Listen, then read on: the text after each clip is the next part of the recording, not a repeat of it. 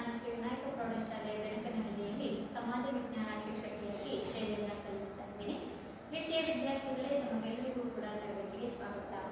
ಇಂದು ನಾವು 10ನೇ ತರಗತಿಯ ಸಮಾಜ ವಿಜ್ಞಾನ ವಿಷಯದ ಮೊದಲನೇ ಭಾಗವಾಗಿರುವಂತಹ ಇತಿಹಾಸ ಈ ಒಂದು ವಿಭಾಗದ 4ನೇ ಅಧ್ಯಾಯವಾಗಿರುವಂತಹದ್ದು ಅಂತಂದ್ರೆ ಕರ್ನಾಟಕದಲ್ಲಿ ಬ್ರಿಟಿಷ್ ಆಳ್ವಿಕೆಗೆ ಪ್ರತಿರೋಧಗಳು. ಈ ಒಂದು ಅಧ್ಯಾಯವನ್ನು ಕುರಿತು ಇಂದಿನ ತರಗತಿಯಲ್ಲಿ ನಾವು ಪ್ರಮುಖ ಫಲಿತಾಂಶಗಳನ್ನು ತಿಳಿದುಕೊಳ್ಳಬೇಕಾಗಿರುತ್ತದೆ. ಕರ್ನಾಟಕದಲ್ಲಿ ಬ್ರಿಟಿಷ್ ಆಳ್ವಿಕೆಯ ಪ್ರತಿರೋಧಗಳು ಈ ಒಂದು ಅಧ್ಯಾಯದ ಮೊದಲನೇ ಫಲಿತಾಂಶ. ಹೈದರಾಲಿ ಮತ್ತು ಟಿಪ್ಪು ಸುಲ್ತಾನರ ಪರಿಚಯ. ಹಾಗೆ 2ನೇ ಫಲಿತಾಂಶ ಆಂಗ್ಲೋ ಮೈಸೂರು ಯುದ್ಧಗಳು. ನಡೆದಿರುವಂತಹ ಒಂದು 4 ಆಂಗ್ಲೋ ಮೈಸೂರು ಯುದ್ಧಗಳನ್ನು ನಾವು ಈ ಒಂದು ಅಧ್ಯಾಯದಲ್ಲಿ ತಿಳ್ಕೊಳ್ತೀವಿ. ಮುಂದುವರೆದ ಹಾಗೆ ದೋಂಡಿಯಾಬಾಗನ ಒಂದು ಪ್ರಮುಖ ಹೋರಾಟ, ಅದರ ನಂತರದಲ್ಲಿ ಕಿತ್ತೂರಿನ ಬಂಡಾಯವನ್ನು, ಆ ಕಿತ್ತೂರಿನ ಬಂಡಾಯದಲ್ಲಿ ಕಿತ್ತೂರು ರಾಣಿ ಚೆನ್ನಮ್ಮನ ಬಂಡಾಯ ಹಾಗೂ ಸಂಗೊಳ್ಳಿ ರಾಯಣ್ಣನ ಒಂದು ಪರಿಚಯವನ್ನು ತಿಳಿದುಕೊಳ್ತೇವೆ. ಅದರ ಮುಂದುವರೆದ ಹಾಗೆ ನಾವು ಸುರಪುರದ ದಂಗೆಯನ್ನು ಅಧ್ಯಯನವನ್ನು ಮಾಡಬೇಕಾಗಿರುವಂತಹದ್ದು. ಹಾಗೆ ಹಲಗಲಿಯ ಬೇಡರ ಒಂದು ದಂಗೆಯನ್ನು ಕೂಡ ಈ ಒಂದು ಅಧ್ಯಾಯದಲ್ಲಿ ನಾವು ತಿಳ್ಕೊಬೇಕಾಗಿರುವಂತಹದ್ದು. ಅದರ ಜೊತೆಗೆ ಅಮರ ಸೂಟದ ಬಂಡಾಯವೂ ಕೂಡ ಒಂದಾಗಿರುವಂಥದ್ದು. ಇವಿಷ್ಟು ಫಲಿತಾಂಶಗಳನ್ನು ಈ ಒಂದು ಅಧ್ಯಾಯದಲ್ಲಿ ನಾವು ತಿಳ್ಕೊಬೇಕಾಗಿರುವಂಥದ್ದು. ಹಾಗಾದರೆ ಆ ಒಂದು ಕರ್ನಾಟಕದಲ್ಲಿ ಬ್ರಿಟಿಷರ ಆಳ್ವಿಕೆಗೆ ಇರುವಂತಹ ಪ್ರತಿರೋಧಗಳು ಯಾವುವು ಅನ್ನೋದನ್ನು ನಾವೀಗ ತಿಳ್ಕೊಬೇಕಾಗುತ್ತೆ. ಅಂದರೆ ಕರ್ನಾಟಕವು ಅದರ ಒಂದು ಹಿನ್ನೆಲೆಯನ್ನು ನಾವು ತಿಳ್ಕೊಳ್ಳೋದಾದ್ರೆ, ಕರ್ನಾಟಕವು ಏಕೀಕರಣದ ಪೂರ್ವದಲ್ಲಿ ಏನಾಗಿತ್ತಪ್ಪ ಅಂತಂದ್ರೆ ಪ್ರಮುಖವಾಗಿರುವಂತಹ ಒಂದು ಸಣ್ಣ ಸಣ್ಣ ಭಾಗಗಳಾಗಿ ಹಂಚಿಕೆಯಾಗಿರೋದನ್ನು ನಾವಿಲ್ಲಿ ಕಾಣ್ತಾ ಇದ್ದೀವಿ ಅಲ್ವಾ. ಕರ್ನಾಟಕವು ಈಗಿನ ಕರ್ನಾಟಕ ಏಕೀಕರಣದ ಪೂರ್ವದಲ್ಲಿ ವಿವಿಧ ರಾಜಕೀಯ ಅಧಿಕಾರ ಶಾಹಿಗಳಲ್ಲಿ ಏನಾಗಿತ್ತು ಅಂತಂದ್ರೆ ಹಂಚಿಕೆ ಆಗಿತ್ತು. ಅಂದ್ರೆ ರಾಜಕೀಯ ವ್ಯವಸ್ಥೆಯಲ್ಲಿ ಕರ್ನಾಟಕವು ಏಕೀಕರಣಗೊಳ್ಳುವುದಕ್ಕಿಂತ ಮುಂಚಿತವಾಗಿ ಪೂರ್ವದಲ್ಲಿ ವಿವಿಧ ರಾಜಕೀಯ ಅಧಿಕಾರ ಶಾಹಿಗಳಲ್ಲಿ ಅದೇನಾಗಿತ್ತು ಹಂಚಿಕೆಯನ್ನ ಹೊಂದಿತ್ತು. ಅದರ ಜೊತೆಯಲ್ಲಿ ಇಲ್ಲಿ 18ನೇ ಶತಮಾನದ ಉತ್ತರಾರ್ಧದಲ್ಲಿ ಅಂದ್ರೆ 18ನೇ ಶತಮಾನದ ಪ್ರಾರಂಭದಲ್ಲಿ ಬ್ರಿಟಿಷರ ಒಂದು ರಾಜಕೀಯ ಆಧಿಪತ್ಯವನ್ನ ಸಾಧಿಸುವಂತಹ ಜೊತೆಯಲ್ಲಿ ವ್ಯಾಪಾರ ಮತ್ತು ಕೃಷಿ ಕ್ಷೇತ್ರದಲ್ಲೂ ಕೂಡ ಜನರನ್ನ ತಮ್ಮ ಹಿತಾಸಕ್ತಿಗಳಿಗಾಗಿ ಅವರನ್ನು ಶೋಷಿಸಲು ತೊಡಗಿದರು. ಅದಕ್ಕಿನ ಹಿಂದಿನ ಒಂದು ಅಧ್ಯಾಯದಲ್ಲಿ ನಾವು ತಿಳ್ಕೊಂಡ್ವಲ್ವಾ, ಬ್ರಿಟಿಷ್ ಆಳ್ವಿಕೆಯ ಪರಿಣಾಮಗಳನ್ನು ನಾವು ತಿಳ್ಕೊಂಡ್ರೆ ಆ ಒಂದು ಬ್ರಿಟಿಷರು ಜಾರಿಗೆ ತಂದಂತಹ ಏನು ನಾವು ಕಂದಾಯ ನೀತಿಗಳು ಅಂತ ಕರಿತೀವಿ, ರೈತವಾದಿ ಪದ್ಧತಿ ಆಗಿರ್ಬೋದು, ಮಾಲ್ವಾದಿ ಪದ್ಧತಿ ಆಗಿರ್ಬೋದು, ಅಥವಾ ಕಾಯಂ ಜಮೀನ್ದಾರಿ ಪದ್ಧತಿ ಆಗಿರ್ಬೋದು, ಈ 3 ಪ್ರಮುಖ ಒಂದು ಕಂದಾಯ ನೀತಿಗಳ ಮೂಲಕ ಭಾರತದಲ್ಲಿದ್ದಂತಹ ರೈತರನ್ನ ಈ ಒಂದು ಬ್ರಿಟಿಷರು ರಾಜಕೀಯ ಕ್ಷೇತ್ರದಲ್ಲಷ್ಟೇ ಅಲ್ಲದೆ ಕೃಷಿ ಕ್ಷೇತ್ರದಲ್ಲೂ ಕೂಡ ವ್ಯಾಪಾರದಲ್ಲೂ ಕೂಡ ಜನರನ್ನ ಏನ್ ಮಾಡ್ತಾ ಇದ್ರು, ತಮ್ಮ ಹಿತಾಸಕ್ತಿಗಾಗಿ ಅಂದ್ರೆ ಅವರ ಲಾಭಕ್ಕಾಗಿ ಭಾರತೀಯರನ್ನ ಶೋಷಣೆಯನ್ನ ಮಾಡಲಿಕ್ಕೆ ಪ್ರಾರಂಭಿಸಿದ್ರು. ಯಾವಾಗ 18ನೇ ಶತಮಾನದ ಪೂರ್ವ ಭಾಗದಲ್ಲಿ ಅಥವಾ ಉತ್ತರ ಒಂದು ಭಾಗದಲ್ಲಿ ಆ ಒಂದು ವ್ಯವಸ್ಥೆಯನ್ನು ನಮಗೆ ಕಾಣ್ತದೆ, ಉತ್ತರಾರ್ಧದಲ್ಲಿ. ಈ ಶೋಷಣೆಗಳು ಕರ್ನಾಟಕವೂ ಸೇರಿದಂತೆ ಭಾರತದ ವಿವಿಧ ಭಾಗಗಳಲ್ಲೂ ಕೂಡ ಬ್ರಿಟಿಷರು ಭಾರತೀಯರ ಮೇಲೆ ತಮ್ಮ ಒಂದು ಸ್ವಾರ್ಥಕ್ಕಾಗಿ, ತಮ್ಮ ಒಂದು ಹಿತಾಸಕ್ತಿಗಾಗಿ ಭಾರತೀಯರನ್ನ ತಮಗೆ ಬೇಕಾದ ರೀತಿಯಲ್ಲಿ ಬಳಕೆಯನ್ನ ಮಾಡಿಕೊಳ್ತಾರೆ. ಇಂತಹ ಒಂದು ಕರ್ನಾಟಕವು ಸೇರಿದಂತೆ ವಿವಿಧ ಭಾಗಗಳಲ್ಲಿ ಒಂದು ರಾಜಕೀಯ ವ್ಯವಸ್ಥೆ ಏನಾಗಿತ್ತು, ಅಸ್ಥಿರತೆಯಿಂದ ಕೂಡಿತ್ತು. ಅಂದ್ರೆ ಎಲ್ಲೂ ಕೂಡ ರಾಜಕೀಯ ವ್ಯವಸ್ಥೆ ಸ್ಥಿರವಾಗಿತ್ತು. ಅಸ್ಥಿರತೆಯಿಂದ ಕೂಡಿದಂತಹ ಒಂದು ವಾತಾವರಣದ ವ್ಯವಸ್ಥೆ ನಾವು 18ನೇ ಶತಮಾನದ ಉತ್ತರಾರ್ಧ ಒಂದು ಸಂದರ್ಭದಲ್ಲಿ ನಾವು ಕಂಡುಕೊಂಡಿರುವಂತಹದ್ದು. ದೇಶೀಯ ರಾಜರು ಏನ್ ಮಾಡ್ತಾ ಇದ್ರು, ಅವರು ಕೂಡ ರಾಜಕೀಯ ಅಸ್ಥಿರತೆಯನ್ನು ಅನುಭವಿಸತೊಡಗಿದರು. ಇದರಿಂದ ಕರ್ನಾಟಕದ ಬಹುತೇಕ ಭಾಗಗಳೇನಿದೆ ಬ್ರಿಟಿಷರ ವಿರುದ್ಧ ಹೋರಾಟವನ್ನು ಮಾಡುವ ರೀತಿಗೆ ಪ್ರಾರಂಭಿಸಿದರು. ಇನ್ನು ನಾವು ಮುಂದುವರೆದ ಹಾಗೆ ಈ ಒಂದು ಹೋರಾಟ ಏನಿದೆ, ಬ್ರಿಟಿಷರ ಒಂದು ಶೋಷಣೆಯನ್ನು ತಡೆಯಲಾರದೆ ವಿವಿಧ ಭಾಗಗಳಲ್ಲಿ ಬ್ರಿಟಿಷರ ವಿರುದ್ಧ ಕೊಂಡೇಳುವಂತಹ ಒಂದು ಕೆಲಸಗಳಿಗೆ ಪ್ರಾರಂಭವಾಯಿತು. ಅಂತ ಒಂದು ಸಂದರ್ಭದಲ್ಲಿ ಭಾರತದಲ್ಲಿದ್ದಂತಹ ಜಮೀನ್ದಾರರಾಗಿರ್ಬೋದು, ಭಾರತದಲ್ಲಿದ್ದಂತಹ ಪ್ರಮುಖ ದೇಶೀಯ ಸಂಸ್ಥಾನದ ರಾಜರುಗಳಾಗಿರ್ಬೋದು, ಬ್ರಿಟಿಷರ ವಿರುದ್ಧ ಹೋರಾಡುವಂತಹ ಒಂದು ವ್ಯವಸ್ಥೆಯನ್ನು ಮಾಡಿಕೊಂಡು ಇಲ್ಲಿ ಎಲ್ಲರೂ ಒಟ್ಟುಗೂಡಿ ಒಮ್ಮೆಲೆ ಬ್ರಿಟಿಷರನ್ನ ವಿರೋಧಿಸ್ತಾ ಇದ್ರೆ ಬಹುಶಃ ಆ 18ನೇ ಶತಮಾನದಲ್ಲಿ ಭಾರತ ಸ್ವತಂತ್ರವನ್ನ ಪಡ್ಕೊಳ್ತಾ ಇತ್ತು. ಆದ್ರೆ ಬ್ರಿಟಿಷರ ಒಂದು ಆಳ್ವಿಕೆಗೆ ಪ್ರತಿರೋಧವನ್ನು ವ್ಯಕ್ತಪಡಿಸಿದಂತಹ ನಮ್ಮ ಭಾರತೀಯ ದೇಶೀಯ ರಾಜರುಗಳಾಗಿರ್ಬೋದು, ಜಮೀನ್ದಾರರುಗಳಾಗಿರ್ಬೋದು, ಇವರೆಲ್ಲ ಅವ್ರೇನ್ ಮಾಡ್ತಾ ಇದ್ದಪ್ಪ ಅಂತಂದ್ರೆ ಯಾವುದೇ ಐಕ್ಯತೆಯನ್ನು ಸಾಧಿಸಲು ಪ್ರಯತ್ನಿಸದೆ ಒಬ್ಬೊಬ್ಬರಾಗಿಯೇ ಬ್ರಿಟಿಷರನ್ನ ವಿರೋಧಿಸುವಂತಹ ಅಥವಾ ಬ್ರಿಟಿಷರನ್ನ ವಿಘಟಿತ ರೂಪದಲ್ಲಿ ಅವರನ್ನು ವಿರೋಧಿಸುವ ಅಥವಾ ಅವರ ವಿರುದ್ಧ ಬಂಡೇಳುವಂತಹ ಒಂದು ಪ್ರಯತ್ನವನ್ನ ಮಾಡಿದ್ರು. ಈ ಒಂದು ಪ್ರಯತ್ನ ಸಫಲತೆಯನ್ನ ಕಂಡುಕೊಂಡಿದೆ. ಎಲ್ಲೋ ಒಂದು ಕಡೆ ನಮ್ಮಲ್ಲಿ ಸಂಘಟನೆಯ ಕೊರತೆ ಇತ್ತು. ಆ ಒಂದು ಸಂಘಟನೆಯ ಕೊರತೆ ಬ್ರಿಟಿಷರ ಆಳ್ವಿಕೆಯನ್ನು ವಿರೋಧಿಸೋದಕ್ಕೆ ಸಾಧ್ಯ ಆಗಲಿಲ್ಲ. ಯಾಕೆಂದ್ರೆ ನಾವೆಲ್ಲರೂ ಕೂಡ ದೇಶೀಯ ರಾಜರುಗಳು ಒಬ್ಬೊಬ್ಬರಾಗಿಯೇ ಬ್ರಿಟಿಷರನ್ನ ವಿರೋಧಿಸಬಹುದು. ಒಂದು ಪಕ್ಷ ನಮ್ಮಲ್ಲಿರುವಂತಹ ಜಮೀನ್ದಾರರು, ನಮ್ಮಲ್ಲಿರುವಂತಹ ದೇಶೀಯ ಸಂಸ್ಥಾನದ ರಾಜರುಗಳು ಒಟ್ಟಾಗಿ ಬ್ರಿಟಿಷರನ್ನ ಒಂದು ವಿರೋಧವನ್ನು ವ್ಯಕ್ತಪಡಿಸಿದ್ದೆ ಆದರೆ ಬಹುಶಃ 18ನೇ ಶತಮಾನದಲ್ಲಿ ಭಾರತ ಬ್ರಿಟಿಷರಿಂದ ಮುಕ್ತಿಯನ್ನ ಪಡಿತಾರೆ. ಈ ಒಂದು ಸಂದರ್ಭದಲ್ಲಿ ಅಂದ್ರೆ ಈ ಒಂದು ಹಿನ್ನೆಲೆಯಲ್ಲಿ ಮೈಸೂರು ರಾಜ್ಯದಲ್ಲೂ ಕೂಡ ಯಾವಾಗ ಅಂತಂದ್ರೆ 18ನೇ ಶತಮಾನದಲ್ಲಿ ಮೈಸೂರು ರಾಜ್ಯದಲ್ಲೂ ಕೂಡ ರಾಜಕೀಯ ಸಂಕ್ರಮಣವನ್ನ ಬಳಸಿಕೊಂಡಂತವರು ಯಾರು ಅಂತಂದ್ರೆ ಆ 18ನೇ ಶತಮಾನದ ಒಂದು ವ್ಯವಸ್ಥೆನ ಮೈಸೂರು ಸಂಸ್ಥಾನದಲ್ಲಿ ಆ ರಾಜಕೀಯ ಒಂದು ಸಂಕ್ರಮಣವನ್ನು ಬಳಸಿಕೊಂಡಂತವರು ಯಾರು ಅಂತಂದ್ರೆ ಹೈದರಾಲಿ ಮತ್ತು ಟಿಪ್ಪು ಸುಲ್ತಾನರು ಬ್ರಿಟಿಷರ ವಿರುದ್ಧ ದಕ್ಷಿಣ ಭಾರತದಲ್ಲಿ ಆರಂಭಿಕವಾದಂತಹ ಒಂದು ದೊಡ್ಡ ಪ್ರತಿರೋಧವನ್ನ ಒಡ್ಡಿದರು. ಅದು ರಾಜಕೀಯವಾಗಿ ಸೃಷ್ಟಿಯಾಗಿದೆ ಯಾವಾಗ ಅಂತಂದ್ರೆ 1761ರಿಂದ 1799ರವರೆಗೂ ಕೂಡ ಈ ಒಂದು ವ್ಯವಸ್ಥೆ ನಮ್ಮಲ್ಲಿ ಕಾಣ್ತಾ ಇರುವಂತಹದ್ದು. ಇವರ ನಡುವಿನ ಕಾಲಘಟ್ಟದ ಇವರ ಒಂದು ಪ್ರಯತ್ನ ಏನಿದೆ, ಹೈದರಾಲಿ ಮತ್ತು ಟಿಪ್ಪು ಸುಲ್ತಾನರ ಒಂದು ಪ್ರಯತ್ನ ಏನಿದೆ, ಇದು ನಮ್ಮ ಇತಿಹಾಸದ ಚರಿತ್ರೆಯಲ್ಲಿ ಒಂದು ವಿಶೇಷವಾದಂತಹ ಪರ್ವಕಾಲ ಅಂತ ಕರಿತೀವಿ. ಅಥವಾ ಈ ಒಂದು ಭಾರತದ ಒಂದು ಹೊಸ ಅಧ್ಯಾಯ ಪ್ರಯತ್ನ ಬ್ರಿಟಿಷರ ವಿರೋಧದ ಒಂದು ಬಂಡಾಯದ ಆರಂಭಿಕವಾದಂತಹ ಅಧ್ಯಾಯ ಅಂತಲೂ ಕೂಡ ನಾವನ್ನ ಕರಿತೀವಿ. ಅಂದ್ರೆ ದಕ್ಷಿಣ ಭಾರತದಲ್ಲಿ ಬ್ರಿಟಿಷರನ್ನು ವಿರೋಧಿಸಿದ ಕರ್ನಾಟಕದ ಮೊದಲ ಬ್ರಿಟಿಷ್ ವಿರೋಧಿಗಳು ಅಂತಂದ್ರೆ ಹೈದರಾಲಿ ಮತ್ತು ಟಿಪ್ಪು ಸುಲ್ತಾನ್. ಕರ್ನಾಟಕದ ಬ್ರಿಟಿಷರ ಆಳ್ವಿಕೆಯ ಪ್ರತಿರೋಧಗಳು ಈ ಒಂದು ಅಧ್ಯಾಯದ ಪ್ರಮುಖ ಕಲಿಕಾಂಶ ಹೈದರಾಲಿ ಮತ್ತು ಟಿಪ್ಪು ಸುಲ್ತಾನರ ಪರಿಚಯ. ಇಲ್ಲಿ ನಾವು ಮುಖ್ಯವಾಗಿ ಭಾರತದ ಚರಿತ್ರೆಯಲ್ಲಿ 18ನೇ ಶತಮಾನವನ್ನ ರಾಜಕೀಯ ಸಮಸ್ಯೆಗಳ ಶತಮಾನ ಅಂತಾನೆ ಪರಿಗಣಿಸಿರುವಂತಹದ್ದು. ಇದಕ್ಕೆ ಅನೇಕ ಕಾರಣಗಳನ್ನು ಕೂಡ ನಾವಿಲ್ಲಿ ನೋಡ್ತಾ ಬರುವಂತಹದ್ದು. ಯಾಕೆ 18ನೇ ಶತಮಾನವನ್ನ ಭಾರತದ ಚರಿತ್ರೆಯಲ್ಲಿ ರಾಜಕೀಯ ಸಮಸ್ಯೆಗಳ ಕಾಲ ಅಂತೇಳಿ ಪರಿಗಣಿಸ್ತಾ ಇದ್ದಾರೆ? ಅದಕ್ಕೆ ಮುಖ್ಯವಾಗಿರುವಂತಹ ಮೊದಲನೇ ಕಾರಣ ಏನಪ್ಪಾ ಅಂತಂದ್ರೆ ಮೊಘಲ್ ಚಕ್ರವರ್ತಿಯಾಗಿರುವಂತಹ ಔರಂಗಜೇಬನ ಒಂದು ಮರಣ ಏನಿದೆ. ಅಂದ್ರೆ ಇವರು ಸಾಮಾನ್ಯ ಶಕವರ್ಷ 1707ರಲ್ಲಿ ಔರಂಗಜೇಬ ಅಂದ್ರೆ ಮೊಘಲರ ಚಕ್ರವರ್ತಿ ಆದಂತಹ ಔರಂಗಜೇಬನ ಮರಣ ಆಗುತ್ತೆ. ಅಂದ್ರೆ ಈತ ಸಾವನ್ನಪ್ತಾನೆ. ಇವನ ಮರಣದ ನಂತರದಲ್ಲಿ ಮೊಘಲರ ಒಂದು ರಾಜಕೀಯದಲ್ಲಿ ನಾನು ನೋಡ್ತಾ ಇದ್ದಪ್ಪ ಅಂತಂದ್ರೆ ಒಂದು ಅಸ್ಥಿರತೆಯನ್ನ ಕಂಡಿರೋದನ್ನ ನೋಡ್ತೀವಿ. ಆತನ ಮರಣದ ನಂತರ ಆ ಮೊಘಲ್ ಸಾಮ್ರಾಜ್ಯದಲ್ಲಿ ರಾಜಕೀಯ ಅಸ್ಥಿರತೆ ಕಡೆ ನೋಡುತ್ತೆ. ಅದಕ್ಕೆ ದಕ್ಷಿಣ ಭಾರತದಲ್ಲಿ ಮೊಘಲರ ರಾಜಕೀಯ ಹತೋಟಿ ಕೈ ತಪ್ಪಿ ಹೋಗುತ್ತೆ. ಅಂತಂದ್ರೆ ಅಲ್ಲಿ ಯಾರು ಸುತ್ತ ಆಳ್ವಿಕೆಯನ್ನು ಮಾಡೋದಕ್ಕೆ ಅವರವರಲ್ಲೇ ರಾಜ್ಯಗಳಲ್ಲಿ ಕಚ್ಚಾಟಗಳು ಪ್ರಾರಂಭವಾದಾಗ ಆ ಒಂದು ರಾಜಕೀಯ ಅಸ್ಥಿರತೆಯಿಂದಾಗಿ ಈ ಮೊಘಲ್ ಸಾಮ್ರಾಜ್ಯದ ಒಂದು ವ್ಯವಸ್ಥೆ ಏನಿದೆ ದಕ್ಷಿಣ ಭಾರತದಲ್ಲಿ ತನ್ನ ಒಂದು ಅವನತಿಯ ಅಂಚನ್ನ ಅಥವಾ ಭಾರತದಲ್ಲಿ ಮೊಘಲರ ರಾಜಕೀಯ ಹತೋಟಿ ಏನಾಗ್ತಾ ಹೋಗುತ್ತೆ, ಕೈ ತಪ್ಪಿ ಬರ್ತಾರೆ. ಆ ಒಂದು ಸಂದರ್ಭದಲ್ಲಿ ಈ ಒಂದು ಕರ್ನಾಟಕ ಪ್ರದೇಶದಲ್ಲಿ ಅಧಿಕಾರಕ್ಕಾಗಿ ಕಿತ್ತಾಟಗಳು ಕೂಡ ಪ್ರಾರಂಭ. ಒಂದು ಕಡೆ ಮೊಘಲರ ದೊರೆಯಾಗಿರುವಂತಹ ಔರಂಗಜೇಬನ ಮರಣ ಮೊಘಲ್ ಸಾಮ್ರಾಜ್ಯದಲ್ಲಿ ರಾಜಕೀಯ ಅಸ್ಥಿರತೆ ಅಥವಾ ರಾಜಕೀಯ ಒಂದು ಶಕ್ತಿ ಕುಂದುತ್ತಾ ಬಂದಂತೆ, ಮತ್ತೊಂದು ಕಡೆ ಅಂದ್ರೆ ಕರ್ನಾಟಕ ಪ್ರದೇಶದಲ್ಲಿ ಅಧಿಕಾರಕ್ಕಾಗಿ ಏನಾಗ್ತಾ ಇರುತ್ತೆ, ರಾಜರುಗಳಲ್ಲಿ ಕಚ್ಚಾಟಗಳು ಅಥವಾ ಜಗಳಗಳು ಪ್ರಾರಂಭವಾಗ್ತವೆ. ಇದು ಮೊದಲನೇ ಕಾರಣ. ಇನ್ನೊಂದು ಮುಖ್ಯವಾಗಿರುವಂತಹ ಕಾರಣವನ್ನು ನಾವು ನೋಡೋದಾದ್ರೆ ಈತನೇ ಮೊಘಲ್ ದೊರೆಯಾಗಿರುವಂತಹ ಔರಂಗಜೇಬ. ಇವನ ಮರಣದ ನಂತರ ಆ ಒಂದು ಅಸ್ಥಿರತೆ ವಾತಾವರಣ ಮೊಘಲ್ ಸಾಮ್ರಾಜ್ಯದಲ್ಲಿ ಕಂಡ್ರೆ ಕರ್ನಾಟಕ ಪ್ರದೇಶದಲ್ಲೂ ಕೂಡ ಅಧಿಕಾರಕ್ಕಾಗಿ ಕಚ್ಚಾಟಗಳು ಪ್ರಾರಂಭವಾಗಿರ್ತವೆ.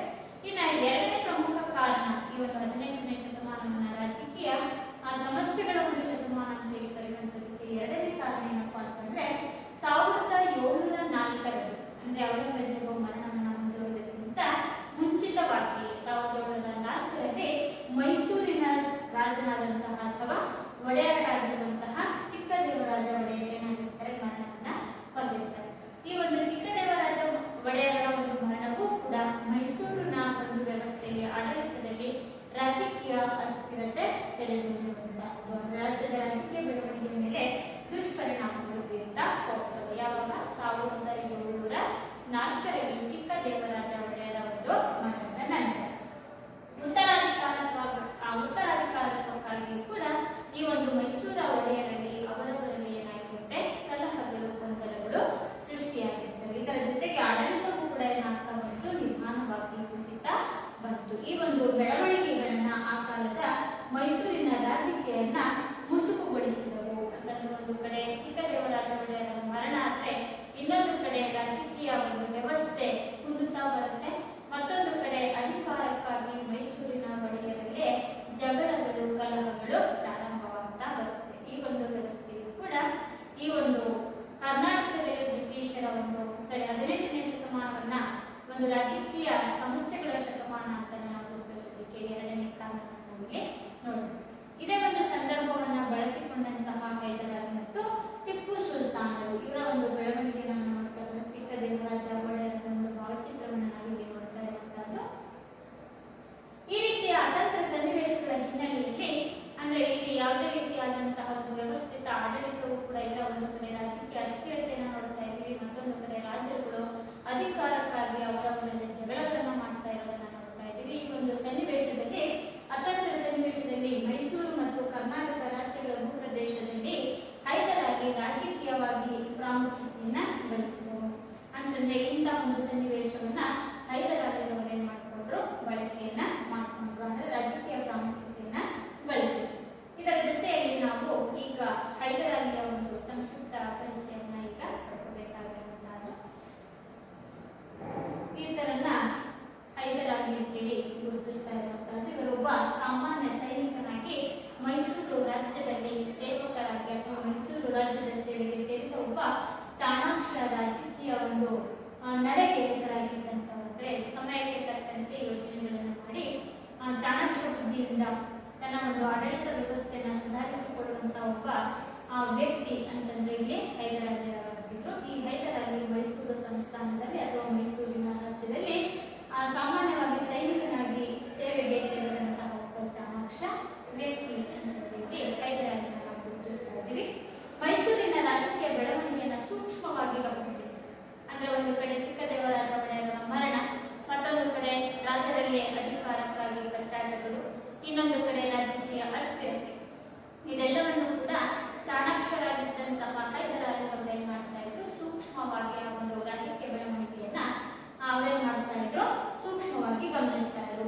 ಇವರು ದೇವನಹಳ್ಳಿ ಮುತ್ತಿಗೆ ಸಂದರ್ಭದಲ್ಲಿ ಆರ್ಕಾಟಿನ ನವಾಬನ ವಿಷಯಕ್ಕೆ ಸಂಬಂಧಿಸಿದಂತೆ ಸೈನಿಕ ಕಾರ್ಯಾಚರಣೆಯನ್ನು ಮಾಡಿದರು. ಈ ಒಂದು ಸಂದರ್ಭದಲ್ಲಿ ದೇವನಹಳ್ಳಿಯ ಮೇಲೆ ಮುತ್ತಿಗೆಯನ್ನು ಹಾಕಿದಂತಹ ಸಂದರ್ಭದಲ್ಲಿ ನವಾಬರಾದಂತಹ ಸಂದರ್ಭ ಮತ್ತು ಆರ್ಕಾಟಿನ ನಿಜಾಮನ ವಿಷಯಕ್ಕೆ ಸಂಬಂಧಿಸಿದಂತೆ ಸೈನಿಕ ಕಾರ್ಯಾಚರಣೆಯನ್ನು ಕೂಡ ಮಾಡ್ತಾ ಇದ್ದಂತವರು.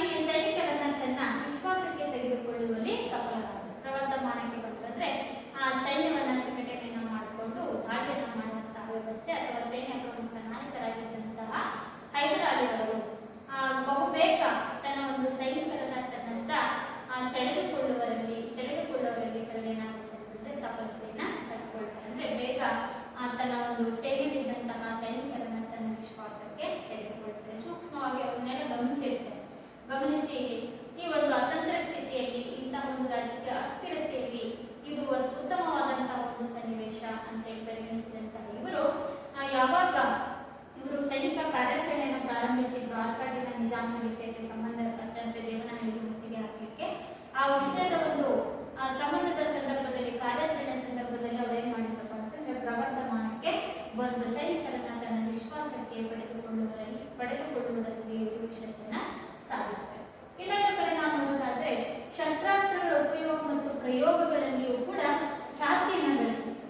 ಶಸ್ತ್ರಾಸ್ತ್ರಗಳನ್ನು ಹೇಗೆ ಉಪಯೋಗಿಸಬೇಕು, ಅವುಗಳನ್ನು ಯಾವ ಸಂದರ್ಭದಲ್ಲಿ ಪ್ರಯೋಗಿಸಬೇಕು, ಇವುಗಳ ಬಗ್ಗೆಯೂ ಕೂಡ ಅವರಿಗೆ ಪೂರ್ಣ ಪ್ರಮಾಣದಲ್ಲಿ ಒಂದು ಮಾಹಿತಿಯು ಕೂಡ ಅವರಿಗೆ ಗೊತ್ತಿತ್ತು. ಯಾಕೆಂತಂದ್ರೆ ಬಹಳಷ್ಟು ದಿನಗಳವರೆಗೆ ಮೈಸೂರಿನ ಒಂದು ಆಸ್ಥಾನದಲ್ಲಿ ಮೈಸೂರಿನ ರಾಜರಲ್ಲಿ ಒಂದು ಸೈನಿಕನಾಗಿ ಸೇವೆಗೆ ಸೇರಿರೋದ್ರಿಂದ ಶಸ್ತ್ರಾಸ್ತ್ರಗಳನ್ನು ಹೇಗೆ ಬಳಸ್ಕೋಬೇಕು, ಹಾಗೆ ಆ ಒಂದು ಮುಖ್ಯವಾಗಿರುವಂತಹ ಒಂದು ಪ್ರಯೋಗಗಳಲ್ಲಿ ಖ್ಯಾತಿಯನ್ನು ಕೂಡ ಪಡ್ಕೊಂಡಿದ್ರು. ಇಷ್ಟೇ ಅಲ್ಲದೆ ಚುರುಕಿನ ಸೈನಿಕ ಕಾರ್ಯಾಚರಣೆ ಮೂಲಕ ದಳವಾಯಿಗಳ ಬೆಂಬಲವನ್ನು ಕೂಡ ಅಥವಾ ದಳವಾಯಿಗಳ ಬಲವನ್ನು ಕೂಡ ಏನ್ ಮಾಡಿದ್ರು, ಹೊಂದಿಸಿದ್ರು. ಅಲ್ಲಿ ದಳವಾಯಿಗಳ ಆಡಳಿತ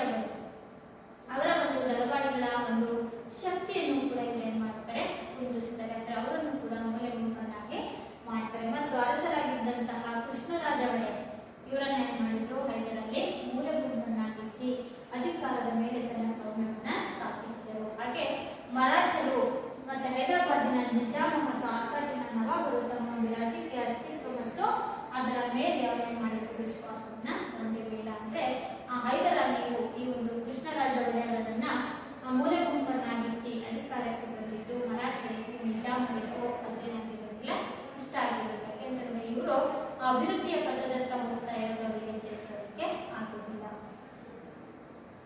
ಇನ್ನು ನಾವು ಮುಖ್ಯವಾಗಿ ನೋಡಬೇಕಾಗಿರುವಂತಹ ಮತ್ತೊಂದು ಪ್ರಮುಖವಾಗಿರುವಂತಹ ಅಂಶ ಅಂತಂದ್ರೆ ಈ ಸಂಕ್ರಮಣದ ಸಂದರ್ಭದಲ್ಲಿ ಅಂದ್ರೆ ಈ ಒಂದು ಅವಧಿಯಲ್ಲಿ ತಮ್ಮ ರಾಜಕೀಯ ಪ್ರಾಬಲ್ಯಕ್ಕಾಗಿ ಬ್ರಿಟಿಷರು ಮತ್ತು ಫ್ರೆಂಚರು ಬಳಸಿಕೊಂಡ ತಡೆಗಳು. ಈ ಒಂದು ಸಂದರ್ಭವನ್ನು ಬ್ರಿಟಿಷರು ಮತ್ತು ಫ್ರೆಂಚರು ಬಳಸಿಕೊಳ್ಳುವಂತ ಒಂದು ಪ್ರಯತ್ನವನ್ನು ಮಾಡಿದ್ರು. ಭಾರತದ ದೇಶೀಯ ರಾಜ್ಯಗಳ ರಾಜಕೀಯದಲ್ಲಿ ಹಸ್ತಕ್ಷೇಪವನ್ನು ಮಾಡಿ ತಮ್ಮ ಸಾಮ್ರಾಜ್ಯದ ವಿಸ್ತರಣೆಯನ್ನು ಮಾಡುವಂತಹ ಒಂದು ಪ್ರಯತ್ನದಲ್ಲಿ ಬ್ರಿಟಿಷರು ಮತ್ತು ಫ್ರೆಂಚರು ಏನ್ ಮಾಡಿದ್ರು, ಈ ಒಂದು ಸದುಪಯೋಗವನ್ನು ಬಳಸಿಕೊಳ್ಳುವಂತಹ ಒಂದು ಪ್ರಯತ್ನವನ್ನ ಮಾಡಿದ್ರು.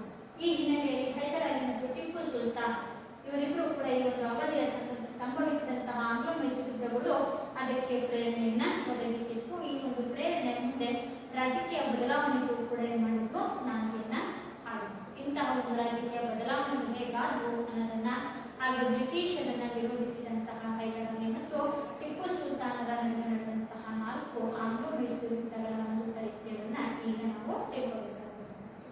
ಸಾಮಾನ್ಯ ಸೈನಿಕನಾಗಿ ಮೈಸೂರಿನ ಒಡೆಯರ ಆಸ್ಥಾನದಲ್ಲಿ ಸೇವೆಗೆ ಸೇರಿದಂತಹ ಹೈದರಾಲಿಯು ಒಂದು ಚಾಣಾಕ್ಷ ಬುದ್ಧಿಯಿಂದ ಒಂದು ಸನ್ನಿವೇಶವನ್ನು ಬಳಸಿಕೊಂಡು ತಾನೇ ಕೃಷ್ಣದೇವರಾಜ ಒಡೆಯರನ್ನ ಮೂಲೆ ಗುಂಪನ್ನಾಗಿಸಿ ತಾನೇ ಒಂದು ಸಾಮ್ರಾಜ್ಯದ ಏಕಸ್ವಾಮ್ಯ ಅಧಿಕಾರವನ್ನು ಪಡ್ಕೊಂಡು ತಾನೇ ರಾಜ ಅಂತ ಹೇಳ್ಬಿಟ್ಟು ಘೋಷಣೆಯನ್ನ ಮಾಡಿಕೊಂಡ ನಂತರ ಬ್ರಿಟಿಷರಿಗೂ ಮತ್ತು ಹೈದರಾಲಿ ಹಾಗೂ ಟಿಪ್ಪು ಸುಲ್ತಾನರ ನಡುವೆ ಪ್ರಮುಖವಾಗಿರುವಂತಹ ವಿರೋಧದ ಯುದ್ಧಗಳು ನಡೆದರೆ ಅವುಗಳನ್ನು ಆಂಗ್ಲೋ ಮೈಸೂರು ಯುದ್ಧಗಳು ಅಂತ ನಮಗೆ ಪರಿಗಣಿಸಿ.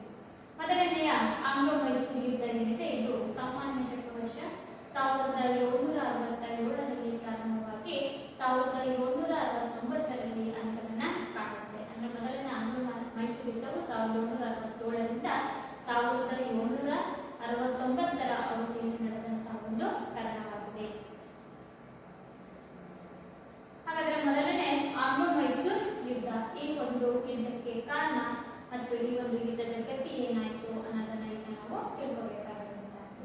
ಹಾಗಾದ್ರೆ ಮೊದಲನೇ ಆಂಗ್ಲೋ ಮೈಸೂರು ಯುದ್ಧ, ಈ ಒಂದು ಯುದ್ಧದ ಸಂದರ್ಭದಲ್ಲಿ ದಕ್ಷಿಣ ಭಾರತದಲ್ಲಿ ಹೈದರಾಲಿಯು ಬಳಸ್ತಾ ಇದ್ದಂತಹ ಒಂದು ರಾಜಕೀಯ ಪ್ರಾಬಲ್ಯ ಅಂದ್ರೆ ಅವರ ರಾಜಕೀಯ ಪ್ರಾಬಲ್ಯವಾಗಿ ಬೆಳವಣಿಗೆಯನ್ನು ಹೊಂದುತ್ತಾ ಇರೋದು ಮರಾಠರಿಗೂ ಹೈದರಾಬಾದಿನ ನಿಜಾಮನಿಗೂ ಹಾಗೂ ಬ್ರಿಟಿಷರಿಗೂ ಏನಾಗಿತ್ತಪ್ಪ ಅಂತಂದ್ರೆ ಆ ಒಂದು ಮರಾಠರಲ್ಲಿ ರಾಜಕೀಯ ಅಸಹನೆಯನ್ನು ಮೂಡಿಸಿತ್ತು. ಅಂದ್ರೆ ಒಂದು ಕಡೆ ಬ್ರಿಟಿಷರನ್ನ ವಿರೋಧಿಸ್ತಾ ಹೈದರಾಲಿ ಬೆಳೀತಾ ಇರೋದು, ಒಂದು ಕಡೆ ಏನಾಗಿರುತ್ತೆ ಅಂತಂದ್ರೆ ಬ್ರಿಟಿಷರಿಗೂ ಕೂಡ ಇಷ್ಟ ಇರೋದಿಲ್ಲ, ಮರಾಠರಿಗೂ ಕೂಡ ಅವನ ಒಂದು ರಾಜಕೀಯ ಬೆಳವಣಿಗೆ ಸಹಿಸಕ್ಕಾಗೋದಿಲ್ಲ. ಮತ್ತೊಂದು ಕಡೆ ಹೈದರಾಬಾದಿನ ನಿಜಾಮನಿಗೂ ಕೂಡ ಈ ಒಂದು ಹೈದರಾಲಿಯು ಅಧಿಕಾರಕ್ಕೆ ಬರೋದು ಅಥವಾ ಅಧಿಕಾರದಲ್ಲಿ ಪ್ರಾಬಲ್ಯತೆಯನ್ನು ಸಾಧಿಸುವುದು ಇಲ್ಲಿ ಸಹಿಸಕ್ಕಾಗೋದಿಲ್ಲ. ಹೀಗಾಗಿ ಬ್ರಿಟಿಷರು ತಮ್ಮ ಸಾಮ್ರಾಜ್ಯಶಾಹಿ ಧೋರಣೆಯನ್ನು ಮಾಡ್ತಾರೆ. ಅಂದ್ರೆ ಇಲ್ಲೂ ಕೂಡ ಒಡೆದು ಆಳುವಂತಹ ನೀತಿ ಎನ್ನುವಂತಹ ರೀತಿಯಲ್ಲಿ ಬ್ರಿಟಿಷರು ಹೈದರಾಲಿಯ ವಿರೋಧವಾಗಿ ಇರುವಂತಹ ಮರಾಠರನ್ನ ಮತ್ತು ಹೈದರಾಬಾದಿನ ನಿಜಾಮನನ್ನ ಏನ್ ಮಾಡ್ತಾರಪ್ಪ ಅಂತಂದ್ರೆ ಹೈದರಾಲಿಯನ್ನ ರಾಜಕೀಯವಾಗಿ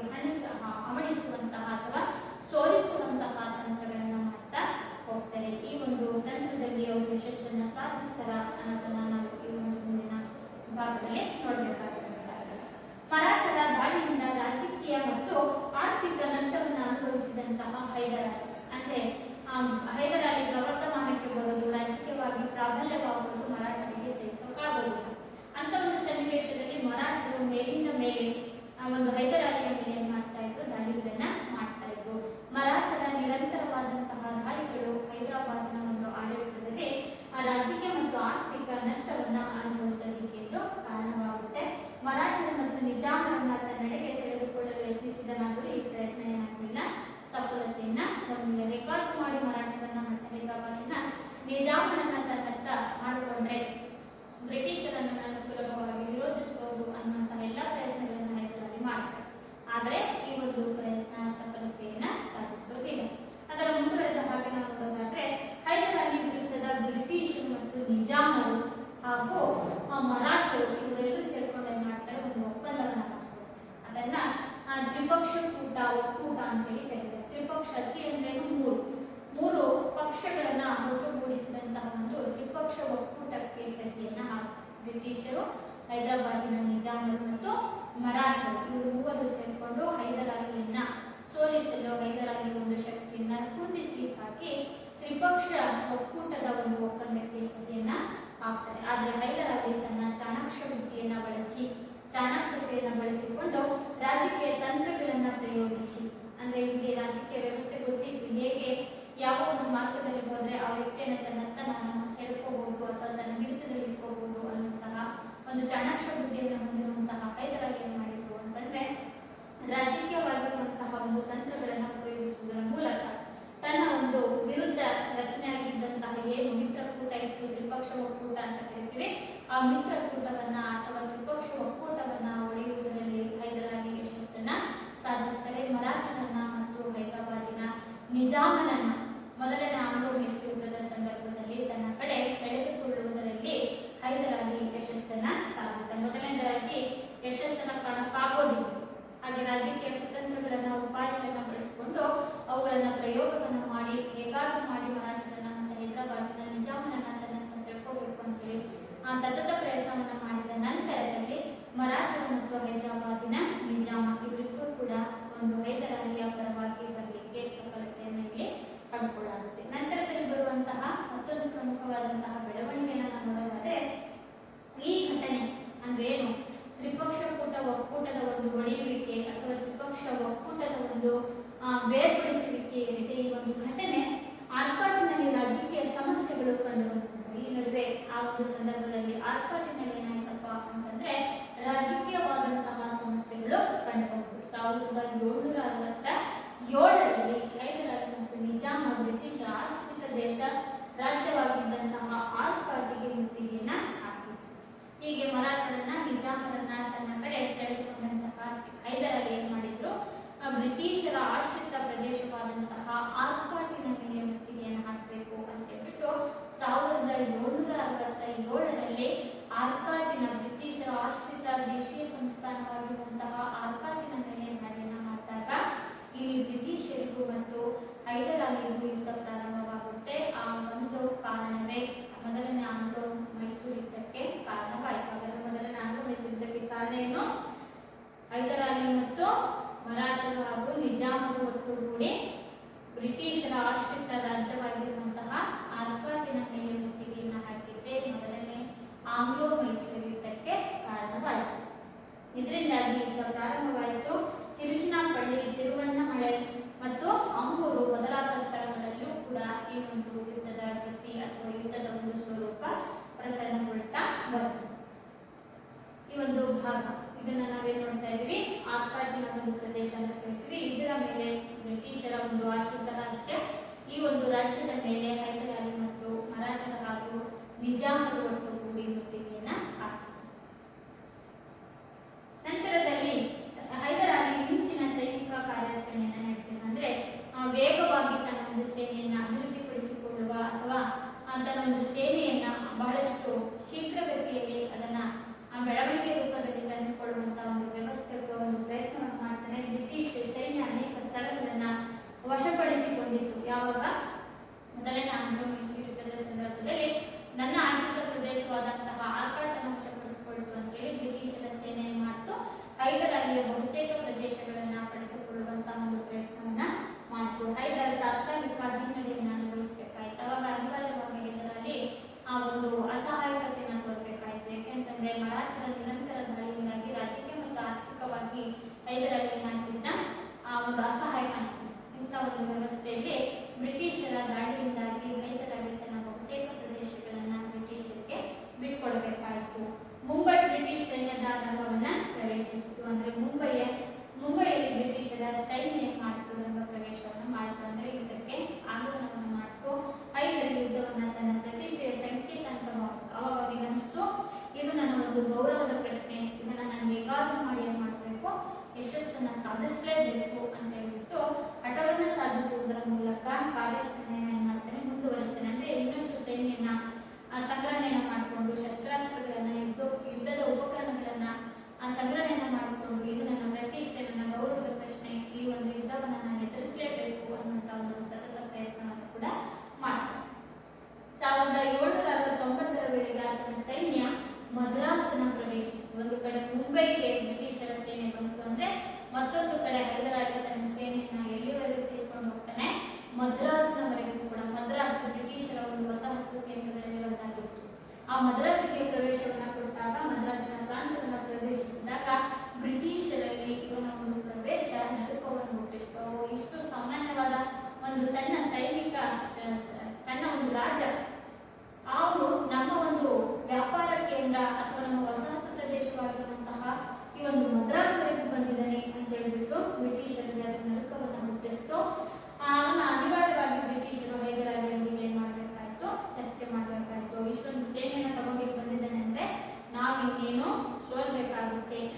ಉದ್ದೇಶದಿಂದ ಬ್ರಿಟಿಷರು ಹೈದರಾಲಿಯೊಂದಿಗೆ ಮಾತುಕತೆ ಮತ್ತು ಚರ್ಚೆಯ ಮೂಲಕ ಸಂಧಾನಕ್ಕಾಗಿ ಒಪ್ಪಿಗೆಗೆ ಸಹಿಯನ್ನ ಹಾಕಿದರು. ಈ ಒಂದು ಒಪ್ಪಂದ 1769 ಆ ಒಪ್ಪಂದವನ್ನು ಮೊದಲನೇ ಆಂಗ್ಲೋ ಮೈಸೂರು ಯುದ್ಧವು ಸಹಿ ಹಾಕುವುದರ ಮೂಲಕ ಮದ್ರಾಸ್ ಒಪ್ಪಂದದೊಂದಿಗೆ ಕೊನೆಗೊಳ್ತು. ಅಂದ್ರೆ ಮದ್ರಾಸ್ ಒಪ್ಪಂದಕ್ಕೆ ಸಹಿಯನ್ನು ಹಾಕಿ ಮಾತುಕತೆಗಳ ಮೂಲಕ ಚರ್ಚೆಯ ಮೂಲಕ ನಮ್ಮ ಸಮಸ್ಯೆಗಳನ್ನು ಬಗೆಹರಿಸಿಕೊಳ್ಳೋಣ ಅಂತ ಹೇಳ್ಬಿಟ್ಟು ಬ್ರಿಟಿಷರು ಮತ್ತೆ ಹೈದರಾಲಿ ಜೊತೆಗೂಡಿ ಮೊದಲನೇ ಆಂಗ್ಲೋ ಮೈಸೂರು ಯುದ್ಧವು ಮದ್ರಾಸ್ ಒಪ್ಪಂದದೊಂದಿಗೆ ಅಂತ್ಯವನ್ನ ಕಂಡುಕೊಳ್ಳುತ್ತೆ. ಮದ್ರಾಸ್ ಒಪ್ಪಂದದಲ್ಲಿ ಷರತ್ತೇನಾಗಿರುತ್ತೆ ಅಂತಂದ್ರೆ ಪರಸ್ಪರ ಆಕ್ರಮಣವನ್ನು ಮಾಡಬಾರ್ದು. ಅಂದ್ರೆ ನಾನು ನಿನ್ನ ಮೇಲೆ ದಾಳಿ ಮಾಡೋದಿಲ್ಲ, ನೀನು ನನ್ನ ಮೇಲೆ ದಾಳಿ ಮಾಡೋದಿಲ್ಲ. ಹಾಗೆ ಯಾರಾದ್ರೂ ನಮ್ಮ ಮೇಲೆ ದಾಳಿಯನ್ನು ಮಾಡಿದಾಗ ನಾವಿಬ್ರು ಕೂಡ ಪರಸ್ಪರ ಸಹಾಯಕ್ಕೆ ಬರಬೇಕು ಅಂತ ಹೇಳಿ ಒಪ್ಪಂದವನ್ನ ಮಾಡ್ಕೊಂಡಿರ್ತಾರೆ ಹೈದರಾಲಿ ಮತ್ತು ಬ್ರಿಟಿಷರ ನಡುವೆ ಆಗಿರುತ್ತೆ. ಈ ಒಂದು ಒಪ್ಪಂದದ ಮೇಲೆ ಏನಾಯ್ತಪ್ಪ ಅಂತಂದ್ರೆ ಈ ಒಂದು ಪ್ರದೇಶ ಇದನ್ನ ಮದ್ರಾಸ್ ಒಪ್ಪಂದ ಅಂತ ಹೇಳಿ ಕರೀತಾರೆ. ಎರಡನೇ ಆಂಗ್ಲೋ ಮೈಸೂರು ಯುದ್ಧ ಸಂಭವಿಸುತ್ತೆ. ಯಾವಾಗ ಎರಡನೇ ಆಂಗ್ಲೋ ಮೈಸೂರು ಯುದ್ಧ ಸಂಭವಿಸಿತು ಅಂತಂದ್ರೆ 1780ರಿಂದ 1784ರವರೆಗೆ ನಡೆದಂತಹ ಒಂದು ಯುದ್ಧವಾಗಿದೆ. ಈ ಒಂದು ಯುದ್ಧಕ್ಕೆ ಕಾರಣ ಏನು ಅಂತಂದ್ರೆ ತಿರುವಂಕೂರು ಮತ್ತು ತಂಜಾವೂರು ರಾಜ್ಯಗಳಲ್ಲಿ ರಾಜಕೀಯ ಸನ್ನಿವೇಶಗಳು ಇದಕ್ಕೆ ಕಾರಣ. ತಿರುವಂಕೂರು ಮತ್ತು ತಂಜಾವೂರು ಇವೆರಡು ಪ್ರದೇಶಗಳೇನಿದೆ, ಇವೆರಡೂ ಪ್ರದೇಶಗಳ ರಾಜ್ಯಗಳಲ್ಲಿ ರಾಜಕೀಯ ಸನ್ನಿವೇಶಗಳು ಎರಡನೇ ಪ್ರಮುಖ ಆಂಗ್ಲೋ ಮೈಸೂರು ಯುದ್ಧಕ್ಕೆ ಕಾರಣವಾಯಿತು. ಒಂದು ತಿರುವಂಕೂರು ಅಂತ ಕರಿತೀವಿ, ಮತ್ತೊಂದು ತಂಜಾವೂರು. ಇವೆರಡು ಪ್ರಾಂತ್ಯಗಳು ಕೂಡ ಅಲ್ಲಿರುವಂತಹ ರಾಜಕೀಯ ಸನ್ನಿವೇಶಗಳು ಎರಡನೇ ಆಂಗ್ಲೋ ಮೈಸೂರು ಯುದ್ಧಕ್ಕೆ ಕಾರಣವಾಯಿತು. ಮದ್ರಾಸ್ ಒಪ್ಪಂದದಂತೆ ದಕ್ಷಿಣ ಭಾರತದಲ್ಲಿ ತಾತ್ಕಾಲಿಕವಾಗಿ ಸ್ವಲ್ಪ ದಿನದ ಮಟ್ಟಿಗೆ ತಾತ್ಕಾಲಿಕವಾಗಿ ರಾಜಕೀಯ ಬೆಳವಣಿಗೆಯನ್ನ ತಡೆಹಿಡಿದಿತ್ತು. ಅಂದ್ರೆ ಯಾವುದೇ ರೀತಿಯಾದಂತಹ ಗೊಂದಲಗಳು ಯುದ್ಧಗಳು ಸಂಭವಿಸಿರಲಿಲ್ಲ. ಸ್ವಲ್ಪ ದಿನದ ಮಟ್ಟಿಗೆ ಬ್ರಿಟಿಷರು ಮತ್ತು ಹೈದರಾಲಿ ಶಾಂತವಾಗಿ ಆಳ್ವಿಕೆಯನ್ನ ನಡೆಸಿಕೊಂಡು ಹೋಗ್ತಾ ಇದ್ದಾರೆ. ಬ್ರಿಟಿಷರು ಮದ್ರಾಸ್ ಒಪ್ಪಂದದ ಷರತ್ತುಗಳನ್ನ ಉಲ್ಲಂಘಿಸುವಂತಹ ಒಂದು ಯತ್ನ ಕೂಡ ಮಾಡ್ತಾರೆ. ಯಾವಾಗ ಈ ಒಂದು ಮದ್ರಾಸ್ ಒಪ್ಪಂದದ ಒಂದು ಷರತ್ತಿನ ಉಲ್ಲಂಘನೆ ಆಗುತ್ತೆ ಅಂತಂದ್ರೆ ಮರಾಠರು ಹೈದರಾಲಿಯ ಮೇಲೆ ದಾಳಿಯನ್ನ ಮಾಡಿದಾಗ ಮರಾಠರ ಮಾಧವರಾವನ ನೇತೃತ್ವದಲ್ಲಿ ಸೈನ್ಯವನ್ನು ಮುನ್ನಡೆಸಿ ಶ್ರೀರಂಗಪಟ್ಟಣದ ಕಡೆಗೆ ನುಗ್ಗಿದಾಗ ಹೈದರಾಲಿ ಬ್ರಿಟಿಷರ ಸಹಾಯವನ್ನು ಅಪೇಕ್ಷಿಸುತ್ತಾರೆ.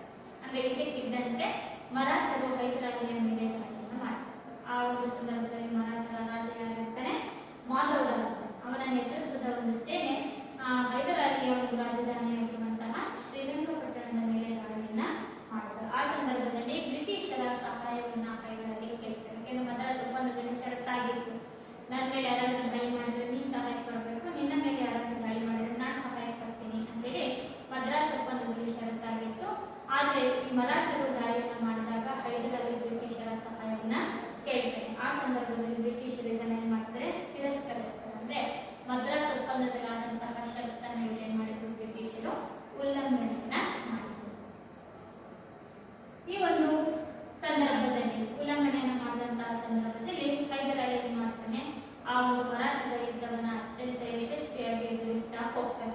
ಅದರ ಜೊತೆಯಲ್ಲಿ ಮಾಹಿಯು ಕೂಡ ಫ್ರೆಂಚರ ವಸಾಹತಾಗಿದ್ದು ಹೈದರಾಲಿ ನಿಯಂತ್ರಣಕ್ಕೊಳಪಟ್ಟಿತ್ತು. ಮಾಹಿ ಎನ್ನುವಂತಹ ಪ್ರಾಂತ್ಯ ಏನಿದೆ, ಇದು ಒಂದು ಫ್ರೆಂಚರ ವಸಾಹತು ಕೇಂದ್ರವಾಗಿತ್ತು. ಇದು ಹೈದರಾಲಿಯು ತನ್ನ ನಿಯಂತ್ರಣದಲ್ಲಿ ಇಟ್ಕೊಂಡಿದ್ದ. ಬ್ರಿಟಿಷರ ಮಾಹಿಯನ್ನು ವಶಪಡಿಸಿಕೊಂಡಿದ್ದು ಎರಡನೇ ಮೈಸೂರು ಯುದ್ಧಕ್ಕೆ ಕಾರಣವಾಯಿತು. ಆ ಒಂದು ಮಾಹೆ ಪ್ರಾಂತ್ಯವನ್ನು ಏನು ಹೈದರಾಲಿಯ ನಿಯಂತ್ರಣಕ್ಕೊಳಪಟ್ಟಿತ್ತು, ಆ ಹೈದರಾಲಿಯ ನಿಯಂತ್ರಣಕ್ಕೊಳಪಟ್ಟಿದ್ದ ಫ್ರೆಂಚರ ಒಂದು ವಸಾಹತು ಕೇಂದ್ರವಾಗಿರುವಂತಹ ಮಾಹೆಯನ್ನ ಬ್ರಿಟಿಷರು ಏನ್ ಮಾಡ್ತಾರೆ, ಹೈದರಾಲಿಯಿಂದ ವಶಪಡಿಸಿಕೊಳ್ತಾರೆ. ಆ ಮಾಹೆಯನ್ನ ವಶಪಡಿಸಿಕೊಂಡಿದ್ದೆ ಎರಡನೇ ಆಂಗ್ಲೋ ಮೈಸೂರು ಯುದ್ಧಕ್ಕೆ ಕಾರಣವೂ ಕೂಡ ಆಗುತ್ತೆ. ಹಾಗಾದ್ರೆ ಎರಡನೇ ಆಂಗ್ಲೋ ಮೈಸೂರು ಯುದ್ಧಕ್ಕೆ ಕಾರಣ ಏನಂತಂದ್ರೆ ಫ್ರೆಂಚರ ಮಾಹಿಯಾದಂತಹ ಫ್ರೆಂಚರ ವಸಾಹತು ಕೇಂದ್ರವಾಗಿರುವಂತಹ ಮಾಹಿಯನ್ನ ಬ್ರಿಟಿಷರು ವಶಪಡಿಸಿಕೊಂಡಿದ್ದೆ ಎರಡನೇ ಆಂಗ್ಲೋ ಮೈಸೂರು ಯುದ್ಧಕ್ಕೆ ಕಾರಣವಾಯಿತು. ಈ ಒಂದು ಭಾಗದಲ್ಲಿ ಕಾಣಿಸ್ತಾ ಇದೆ, ಇದು ಮಾಹೆ, ಇದು ಫ್ರೆಂಚರ ಒಂದು ವಸಾಹತು ಕೇಂದ್ರ. 1780ರಲ್ಲಿ ಏನು ಎರಡನೇ ಆಂಗ್ಲೋ ಮೈಸೂರು ಯುದ್ಧ ಪ್ರಾರಂಭವಾಯಿತು. 1780ರಲ್ಲಿ ಯುದ್ಧದ ಒಂದು ಪ್ರಾರಂಭದಲ್ಲಿ ಹೈದರ್ ಮುನ್ನಡೆಯನ್ನು ಸಾಧಿಸ್ತಾನೆ. ಅಂದ್ರೆ ಸ್ವಲ್ಪ ಮಟ್ಟಿಗೆ ಅವನ ಸೇನೆಯನ್ನ ಕಾರ್ಯಾಚರಣೆಯನ್ನ ಮಾಡಿ ಬದಲಾವಣೆಗಳನ್ನ ಮಾಡಿಕೊಂಡು ಅಭಿವೃದ್ಧಿಯನ್ನು ಪಡ್ಕೊಂಡಿರ್ತಾರೆ, ದೊಡ್ಡ ಸೇನೆಯನ್ನು ಪಡ್ಕೊಂಡಿರ್ತಾರೆ. ಹಾಗಾಗಿ ಪ್ರಾರಂಭದಲ್ಲಿ ಅಂದ್ರೆ ಎರಡನೇ ಆಂಗ್ಲೋ ಮೈಸೂರು ಯುದ್ಧದಲ್ಲಿ ಹೈದರಾಲಿ ಯಶಸ್ಸನ್ನ ಸಾಧಿಸ್ತಾ ಹೋಗ್ತಾನೆ. ಅದರ ಕಾರಣ ಅನೇಕ ಕೋಟೆಗಳನ್ನು ಕೂಡ ಏನೇನು ಮಾಡ್ತಾ ವಶಪಡಿಸಿಕೊಂಡ. ಕೇವಲ ತನ್ನ ಒಂದು ಯುದ್ಧದಲ್ಲಿ ಕೆಲವೊಂದು ಪ್ರದೇಶಗಳನ್ನಷ್ಟೇ ಅಲ್ಲದೆ ಕರ್ನಾಟಕ ಪ್ರದೇಶದ ಒಂದು ಕೋಟೆಯನ್ನು ಕೂಡ ಏನ್ ಮಾಡ್ತಾನೆ ವಶಪಡಿಸಿಕೊಳ್ತಾನೆ. ಕಾಂಜೀಪುರವನ್ನು ಕೂಡ ವಶಪಡಿಸಿಕೊಳ್ತಾನೆ. ಕೋರಮಂಡಲ ತೀರ ಪ್ರದೇಶವನ್ನು ಕೂಡ ಏನ್ ಮಾಡ್ತಾನೆ ತನ್ನ ಸೇನೆಯನ್ನ ಮುನ್ನುಗ್ಗಿಸ್ತಾನೆ. ಇದು ಮದ್ರಾಸಿನ ಒಂದು ಬ್ರಿಟಿಷ್ ಸೈನ್ಯಾಧಿಕಾರಿಗಳಲ್ಲಿ ನಡುಕವನ್ನ ತಂದಿತು.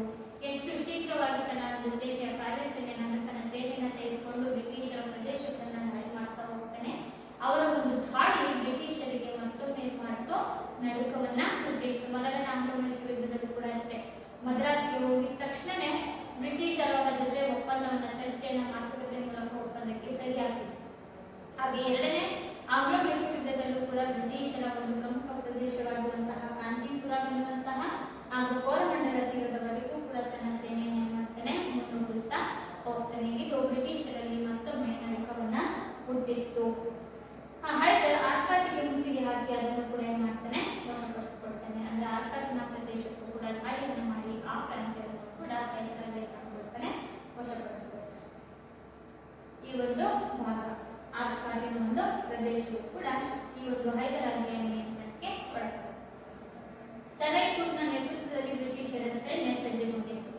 ಎರಡನೇ ಆಂಗ್ಲ ಮೈಸೂರು ಯುದ್ಧದಲ್ಲಿ ಬ್ರಿಟಿಷರ ಸೇನಾಧಿಕಾರಿಯಾಗಿರ್ತಾನೆ ಸರೈಕೂಟ್. ಆ ಸರೈಕೂಟನ ನೇತೃತ್ವದಲ್ಲಿ ಬ್ರಿಟಿಷರ ಸೇನೆ ಸಜ್ಜುಗೊಂಡಿತ್ತು. ಹೈದರ್ ಈ ಒಂದು ಅವಧಿಯಲ್ಲಿ ಎಲ್ಲಿಲ್ಲಪ್ಪ ಅಂತಂದ್ರೆ ವೆಲ್ಲೂರು ಮತ್ತು ವಾಂಡಿವಾಶ್ಗಳಲ್ಲಿ ಕುಂತುವುದಾಗಿ ಬೆದರಿಸಿದನು. ಅವಾಗ ಹೇಳ್ತಾನೆ ತನ್ನ ಸೇನೆಯನ್ನು ರೆಡಿ ಮಾಡ್ಕೊಂಡಿದ್ದೀರ ಸರೈಕೂಟ್, ಈಗ ನಿನ್ನ ಸೇನೆಗೆ ನಾನು ಸವಾಲಾಗಿ ಏನ್ ಮಾಡ್ತೀನಿ, ಬ್ರಿಟಿಷರ ಪ್ರಮುಖ ಪ್ರಾಂತ್ಯವಾಗಿರುವಂತಹ ವೆಲ್ಲೂರು ಮತ್ತು ವಾಂಡಿವಾಶ್ಗಳನ್ನು ನಾನು ಮುಟ್ಟುವುದಾಗಿ ಬೆದರಿಕೆಯನ್ನ ಅಥವಾ ಅವರನ್ನ ಏನ್ ಮಾಡ್ತಾನೆ ಎದುರಿಸ್ತಾನೆ. ಹೈದರ್ನ ಸೈನ್ಯವನ್ನು ಸರೈಕೂಟ್ ಪಾಂಡಿಚೇರಿಯವರಿಗೂ ಕೂಡ ಏನ್ ಮಾಡುತ್ತೆ ಹಿಂಬಾಲಿಸುತ್ತೆ. ಆಯ್ತು ನಡಿ ಅಂತ ಹೇಳಿದಾಗ ಹೈದರ್ನ ಒಂದು ಸೇನೆಯನ್ನ ಸರೈಕೂಟನ ಸೇನೆ ಅವನ ನೇತೃತ್ವದ ಸೇನೆ ಇಲ್ಲಿವರೆಗೂ ಕೂಡ ಹೈದರಾಲಿನ ಹಿಂಬಾಲಿಸುತ್ತೆ, ಪಾಂಡಿಚೇರಿಯವರೆಗೂ ಕೂಡ ಹಿಂಬಾಲಿಸಿಕೊಂಡು ಬರುತ್ತೆ. ಅಲ್ಲಿವರೆಗೂ ಕೂಡ ಅವನ ಸೇನೆಯನ್ನ ಹಿಂಬಾಲಿಸಿಕೊಂಡು ಸರೈಕೂಟ್ ಬರುತ್ತೆ. ಈತ ಎರಡನೇ ಆಂಗ್ಲ ಮೈಸೂರು ಯುದ್ಧದಲ್ಲಿದ್ದಂತಹ ಬ್ರಿಟಿಷರ ಸೇನಾನಿ ಸರೈಕೂಟ್ ಆಗಿರುತ್ತೆ. ನಂತರದಲ್ಲಿ ಈ ಒಂದು ಯುದ್ಧವು ಕೂಡ ಸಂಭವಿಸುತ್ತೆ. ಅಂದ್ರೆ ಒಂದು ಎರಡನೇ ಆಂಗ್ಲ ಮೈಸೂರು ಯುದ್ಧದಲ್ಲಿ ಬ್ರಿಟಿಷರು ಮತ್ತು ಭಾರತೀಯರು ಕೂಡ ಭಾಗವಹಿಸ್ತಾರೆ. ಫ್ರೆಂಚರು ಹೈದರನಿಗೆ ಬ್ರಿಟಿಷರ ವಿರುದ್ಧ ಸಹಕರಿಸಲು ನಿರಾಕರಿಸ್ತಾರೆ. ಅಂತ ಸಂದರ್ಭದಲ್ಲಿ ಹೈದರಾಲಿ ಏನ್ ಮಾಡ್ತಾನೆ ಅಂತಂದ್ರೆ ಬ್ರಿಟಿಷರ ಒಂದು ಸಹಾಯವನ್ನು ಕೊಡ್ತಾನೆ. ಯಾಕೆಂದ್ರೆ ಬ್ರಿಟಿಷರಿಗೆ ವಿರೋಧಿಗಳಾಗಿ ಭಾರತದಲ್ಲಿದ್ದಂತಹ ಮತ್ತೊಂದು ಐರೋಪ್ಯನ್ ಅನ್ನುವಂಥದ್ದು ಫ್ರೆಂಚ್. ಹಾಗಾಗಿ ಬ್ರಿಟಿಷರ ವಿರೋಧಿಗಳಲ್ಲಿ ಒಬ್ಬರಾಗಿರುವಂತಹ ಫ್ರೆಂಚರನ್ನ ತನ್ನ ಮಾಡ್ಕೋಬೇಕು, ಅವರ ಸಹಾಯವನ್ನು ಕೇಳಬೇಕು ಅಂತೇಳಿ ಎರಡನೇ ಆಂಗ್ಲ ಮೈಸೂರು ಯುದ್ಧದಲ್ಲಿ ಬ್ರಿಟಿಷರ ಒಂದು ವಿರೋಧವಾಗಿ ಯುದ್ಧವನ್ನ ಮಾಡಲಿಕ್ಕೆ ಫ್ರೆಂಚರ ಸಹಾಯವನ್ನು ಕೇಳಿದಾಗ ಫ್ರೆಂಚರು ಹೈದರಾಲಿಗೆ ಸಹಾಯವನ್ನು ಮಾಡೋದಕ್ಕೆ ನಿರಾಕರಣೆಯನ್ನ ಮಾಡ್ತಾರೆ. ಹೈದರ್ ಇದರಿಂದಾಗಿ ಯುದ್ಧಗತಿಯನ್ನು ಏನ್ ಮಾಡ್ತಾನೆ ಬದಲಾಯಿಸ್ತಾನೆ. ಅವರು ಸಹಾಯ ಇಲ್ಲ ನನ್ನ ಯುದ್ಧವನ್ನು ಮಾಡೋದಕ್ಕೆ ಸಾಧ್ಯ ಇಲ್ಲ ಅಂತ ಹೇಳ್ಬಿಟ್ಟು ತನ್ನ ಯುದ್ಧದ ಒಂದು ದಿಕ್ಕನ್ನು ಏನೇನ್ ಮಾಡ್ತಾನೆ ಬದಲಾವಣೆಯನ್ನ ಮಾಡ್ಕೊಳ್ತಾನೆ. ಹೈದರ್ ಬ್ರಿಟಿಷರ ಹತೋಟಿಯಲ್ಲಿನ ಪ್ರದೇಶಗಳಿಗೆ ಮುತ್ತಿಗೆ ಹಾಕಿ, ಅಂದ್ರೆ ಯಾವ್ಯಾವ ಪ್ರದೇಶಗಳು ಬ್ರಿಟಿಷರ ಒಂದು ನಿಯಂತ್ರಣಕ್ಕೊಳಪಟ್ಟಿದ್ವು, ಅವರ ಆಶ್ರಯದಲ್ಲಿದ್ವು ಅಂತಹ ಪ್ರದೇಶಗಳ ಮೇಲೆ ಹೈದರಾಲಿ ಏನ್ ಮಾಡ್ತಾನೆ ದಾಳಿಯನ್ನು ಮಾಡಿ ಅಲ್ಲಿರುವಂತಹ ಅಪಾರ ಪ್ರಮಾಣದ ಸಂಪತ್ತನ್ನು ಏನ್ ಮಾಡ್ತಾನೆ ಕೊಳ್ಳೆ ಹೊಡಿತಾನೆ. ಅಷ್ಟೇ ಅಲ್ಲದೆ ಯುದ್ಧಕ್ಕೆ ಬೇಕಾಗಿರುವಂತಹ ಉಪಕರಣಗಳನ್ನ ಅಥವಾ ಯುದ್ಧಾಸ್ತ್ರಗಳನ್ನ ಶಸ್ತ್ರಾಸ್ತ್ರಗಳನ್ನ ಕೂಡ ಆ ಒಂದು ಪ್ರಾಂತ್ಯಗಳಿಂದ ಏನ್ ಮಾಡ್ತಾನೆ ಅವುಗಳನ್ನ ಕೊಳ್ಳೆ ಹೊಡಿತಾನೆ. 1781ರಲ್ಲಿ ಅಂದ್ರೆ ಯುದ್ಧ ಪ್ರಾರಂಭವಾದ 3 ವರ್ಷ ಅಂದ್ರೆ 1781ರಲ್ಲಿ ಪೋರ್ಟಿನೋವ್ ಎಂಬಲ್ಲಿ ನಡೆದಂತಹ ಕದನದಲ್ಲಿ ಹೈದರಾಲಿ ಮಾಡ್ತಾನೆ ಪರಾಭವಗೊಂಡು ಮತ್ತೆ ಸರೈಕೂಟ್ ಅಲ್ಲಿಗೆ ಹೈದರಾಲಿ ವಿರೋಧಿಲ್ಲ. ಪುನಃ 1781ರಲ್ಲಿ ಹೈದರಾಲಿ ಮತ್ತು ಸರೈಕೂಟಿಗೂ ಪೋರ್ಟಿನೋವಾ ಎನ್ನುವಂತಹ ಸ್ಥಳದಲ್ಲಿ ಕದನ ನಡೆಯುತ್ತೆ. ಆ ಪೋರ್ಟಿನೋವಾ ಯುದ್ಧದಲ್ಲಿ ಬ್ರಿಟಿಷರು ಹೈದರಾಲಿಯನ್ನು ಮಾಡ್ತಾರೆ ಸಂಪೂರ್ಣವಾಗಿ ಸೋಲಿಸ್ತಾರೆ. ಇದು ಯುದ್ಧದ ಗತಿಯನ್ನು ಬದಲಾಯಿಸುತ್ತೆ. ಬ್ರಿಟಿಷರಲ್ಲಿ ಸ್ಥೈರ್ಯವನ್ನು ಮತ್ತಷ್ಟು ಹೆಚ್ಚಿಸುತ್ತೆ. ಬ್ರಿಟಿಷರು ಹೈದರಾಲಿಯನ್ನು ಸುಲಭವಾಗಿ ಪರಾಭವಗೊಳಿಸಬಹುದು ಅಂತ ಹೇಳ್ಬಿಟ್ಟು ಸ್ವಲ್ಪ ಮಟ್ಟಿಗೆ ಬ್ರಿಟಿಷರಿಗೆ ಆತ್ಮಸ್ಥೈರ್ಯ ಹೆಚ್ಚಾಗುತ್ತೆ. ಪುಲಿಕಾಟ್ ಮತ್ತು ಸೋಲಿಂಗರ್ಗಳ ಕದನದಲ್ಲಿ ಕೂಡ ಆರ್ಥಿಕ ಹಾನಿಯನ್ನ ಅನುಭವಿಸಬೇಕಾಗುತ್ತೆ. ಅಂದ್ರೆ ಪುಲಿಕಾಟ್ ಎನ್ನುವಂತಹ ಸ್ಥಳದಲ್ಲೂ ಕೂಡ ಯುದ್ಧ ನಡೆಯುತ್ತೆ. ಹಾಗೆ ಪೋಲಿಂಗರ್ ಎನ್ನುವಂತಹ ಒಂದು ಸೋಲಿಂಗೂರುಗಳಲ್ಲೂ ಕೂಡ ಯುದ್ಧ ನಡೆಯುತ್ತೆ. ಆದರೆ ಈ ಒಂದು ಯುದ್ಧದಲ್ಲೂ ಕೂಡ ಇಲ್ಲಿ ಅವರು ಬಹಳಷ್ಟು ನಷ್ಟವನ್ನ ಅನುಭವಿಸಬೇಕಾಗ್ತದೆ. ನಂತರದಲ್ಲಿ ಬ್ರಿಟಿಷರು ಏನ್ ಮಾಡಿದ್ರು, ಸಾಲ್ವಾಯ್ ಒಪ್ಪಂದಕ್ಕೆ ಸಹಿ ಹಾಕುವ ಮೂಲಕ ಹೈದರ ಒಕ್ಕೂಟದಿಂದ ಮರಾಠರು ಮತ್ತು ನಿಜಾಮರನ್ನ ಸೆಳೆಯುವಲ್ಲಿ ಸಫಲವಾದರು. ಈ ಒಂದು ಸಂದರ್ಭದಲ್ಲಿ ಹೈದರ್ ಅಲಿಗೆ ಬೆಂಬಲಿಗರಾಗಿ ನಿಂತಂತವರು ಅಂತಂದ್ರೆ ಮತ್ತೆ ಮರಾಠರು ಮತ್ತು ಹೈದರಾಬಾದಿನ ನಿಜಾಮರು. ಆ ಮರಾಠರು ಮತ್ತೆ ಹೈದರಾಬಾದಿನ ನಿಜಾಮರಿಗೆ ಏನ್ ಮಾಡ್ತಾರೆ ಬ್ರಿಟಿಷರು ಅಂತಂದ್ರೆ ಸಾಲ್ವಾಯ್ ಒಪ್ಪಂದಕ್ಕೆ ಸಹಿಯನ್ನ ಹಾಕಿಸ್ತಾರೆ. ಈ ಸಾಲ್ವಾಯ್ ಒಪ್ಪಂದಕ್ಕೆ ಸಹಿ ಹಾಕುವುದರ ಮೂಲಕ ಬ್ರಿಟಿಷರು ಹೈದರ್ ಅಲಿಯ ಪರವಾಗಿದ್ದಂತಹ ಮರಾಠರನ್ನ ಮತ್ತು ಹೈದರಾಬಾದಿನ ನಿಜಾಮರನ್ನ ತನ್ನತ್ತ ಸೆಳೆದುಕೊಳ್ಳುವುದರಲ್ಲಿ ಸಫಲತೆಯನ್ನ ಸಾಧಿಸಿಕೊಟ್ಟರೆ. ಹೈದರ್ ಅಲಿ 1782ರಲ್ಲಿ ಅನಾರೋಗ್ಯದ ನಿಮಿತ್ತ ಯುದ್ಧವನ್ನ ಮಾಡ್ತಾ ಮರಣವನ್ನ ಹೊಂದಿತು. ಇವರ ಮರಣದ ನಂತರದಲ್ಲಿ ಈ ಒಂದು ಎರಡನೇ ಆಂಗ್ಲ ಮೈಸೂರು ಯುದ್ಧ ಏನಿದೆ ಅವರ ಮಗನಾದಂತಹ ಟಿಪ್ಪು ಸುಲ್ತಾನರು ಏನ್ ಮಾಡ್ತಾರೆ, ಮುಂದುವರಿಸಿಕೊಂಡು ಹೋಗ್ತಾರೆ. ಎರಡನೇ ಆಂಗ್ಲ ಮೈಸೂರು ಯುದ್ಧ ಪ್ರಾರಂಭವಾದ 2 ವರ್ಷಗಳ ತರುವಾಯ ಯುದ್ಧವನ್ನ ಮಾಡ್ತಾರೆ. ಅನಾರೋಗ್ಯಕ್ಕೆ ತುತ್ತಾಗಿದ್ದಂತಹ ಹೈದರ್ ಅಲಿಯು ಮರಣವನ್ನ ಹೊಂದಿದ್ದಾರೆ.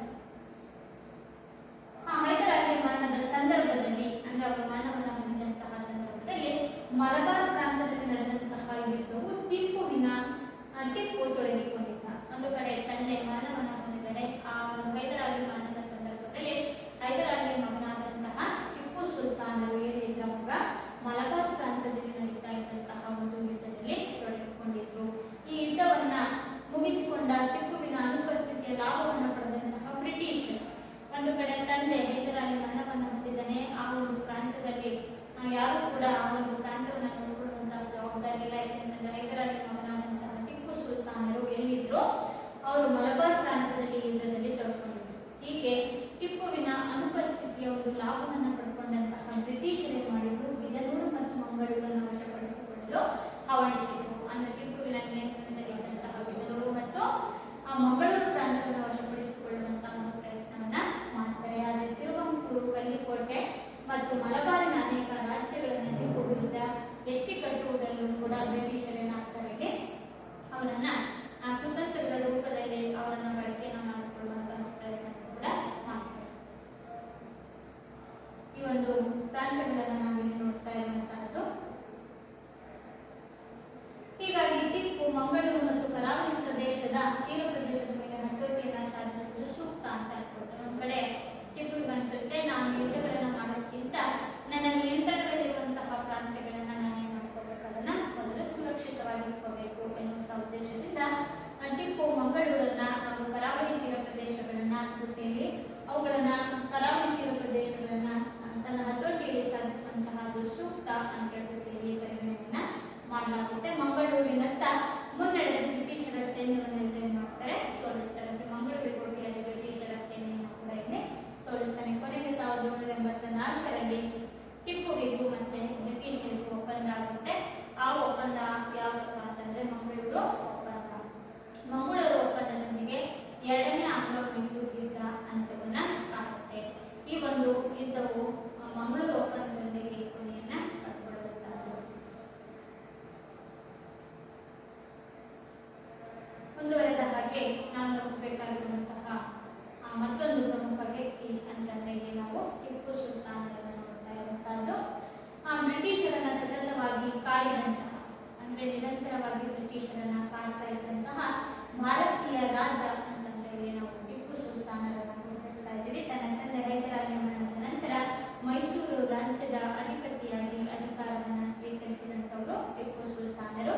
ತಮ್ಮ ಕುಟಿಲ ನೀತಿಯಿಂದ ಭಾರತೀಯ ರಾಜ್ಯಗಳನ್ನ ಕಬಳಿಸ್ತಾ ಇದ್ದಂತಹ ಬ್ರಿಟಿಷರನ್ನು ಅಂದ್ರೆ ಒಡೆದು ಆಳುವಂತಹ ನೀತಿ ಅಥವಾ ಕುತಂತ್ರ ಬುದ್ಧಿಯನ್ನು ಬಳಸಿಕೊಂಡು ಬ್ರಿಟಿಷರನ್ನ ಆಳ್ತಾ ಇದ್ದಂತಹ ಭಾರತೀಯರನ್ನ ಆಳ್ತಾ ಇದ್ದಂತಹ ಬ್ರಿಟಿಷರನ್ನ ಪರಮ ವೈರಿಗಳು ಅಂತ ಹೇಳಿ ತಿಳಿದಂತವರು ಅಂತಂದ್ರೆ ಇಲ್ಲಿ ಟಿಪ್ಪು ಸುಲ್ತಾನ್. ನಮ್ಮ ದೇಶದ ಪರಮ ವೈರಿಗಳು ಅಂತಂದ್ರೆ ಇಲ್ಲಿ ಬ್ರಿಟಿಷರು ಇವರನ್ನ ನಮ್ಮ ಒಂದು ಭಾರತದಿಂದ ಹೊರ ಹಾಕಬೇಕು, ಭಾರತದಿಂದ ಅವರನ್ನ ಒಡೆದೋಡಿಸುವುದು ಆಗ ನನ್ನ ಆದ್ಯ ಕರ್ತವ್ಯ ಅಂತೇಳಿ ತಿಳ್ಕೊಂಡಿದ್ದಂಥವರು ಮೈಸೂರಿನ ಹುಲಿ ಎಂದೇ ಪ್ರಖ್ಯಾತರಾದಂಥವರು ಟಿಪ್ಪು ಸುಲ್ತಾನರು. ತನ್ನ 17 ವರ್ಷಗಳ ಆಳ್ವಿಕೆಯಲ್ಲಿ ನಿರಂತರವಾಗಿ ಬ್ರಿಟಿಷರನ್ನ ವಿರೋಧಿಸುವಂತಹ ಒಂದು ಸತತ ಪ್ರಯತ್ನವನ್ನು ಮಾಡಿದಂತಹ ಚಾಣಾಕ್ಷ ಬುದ್ಧಿಯನ್ನು ಹೊಂದಿರುವ ಹಾಗೂ ದೇಶಭಕ್ತರಾಗಿದ್ದಂಥವರು ಅಂತಂದ್ರೆ ನಾವಿಲ್ಲಿ ಟಿಪ್ಪು ಸುಲ್ತಾನರನ್ನ ಗುರುತಿಸ್ತಾ ಇರುವಂತಹದ್ದು. ಬ್ರಿಟಿಷರ ಸಾಮರ್ಥ್ಯ, ತಂತ್ರ, ಕುತಂತ್ರ ಎಲ್ಲವೂ ಕೂಡ ಗೊತ್ತಿದೆ. ಅವರು ಎಷ್ಟು ಸಾಮರ್ಥ್ಯವನ್ನು ಹೊಂದಿದ್ದಾರೆ, ಎಷ್ಟು ಕುತಂತ್ರವನ್ನು ಮಾಡ್ತಾರೆ, ಯಾವ ರೀತಿಯಾದಂತಹ ಒಂದು ಚಾಣಾಕ್ಷ ನೀತಿಗಳನ್ನು ಸ್ಪಷ್ಟವಾಗಿ ಅರ್ಥ ಮಾಡಿಕೊಂಡು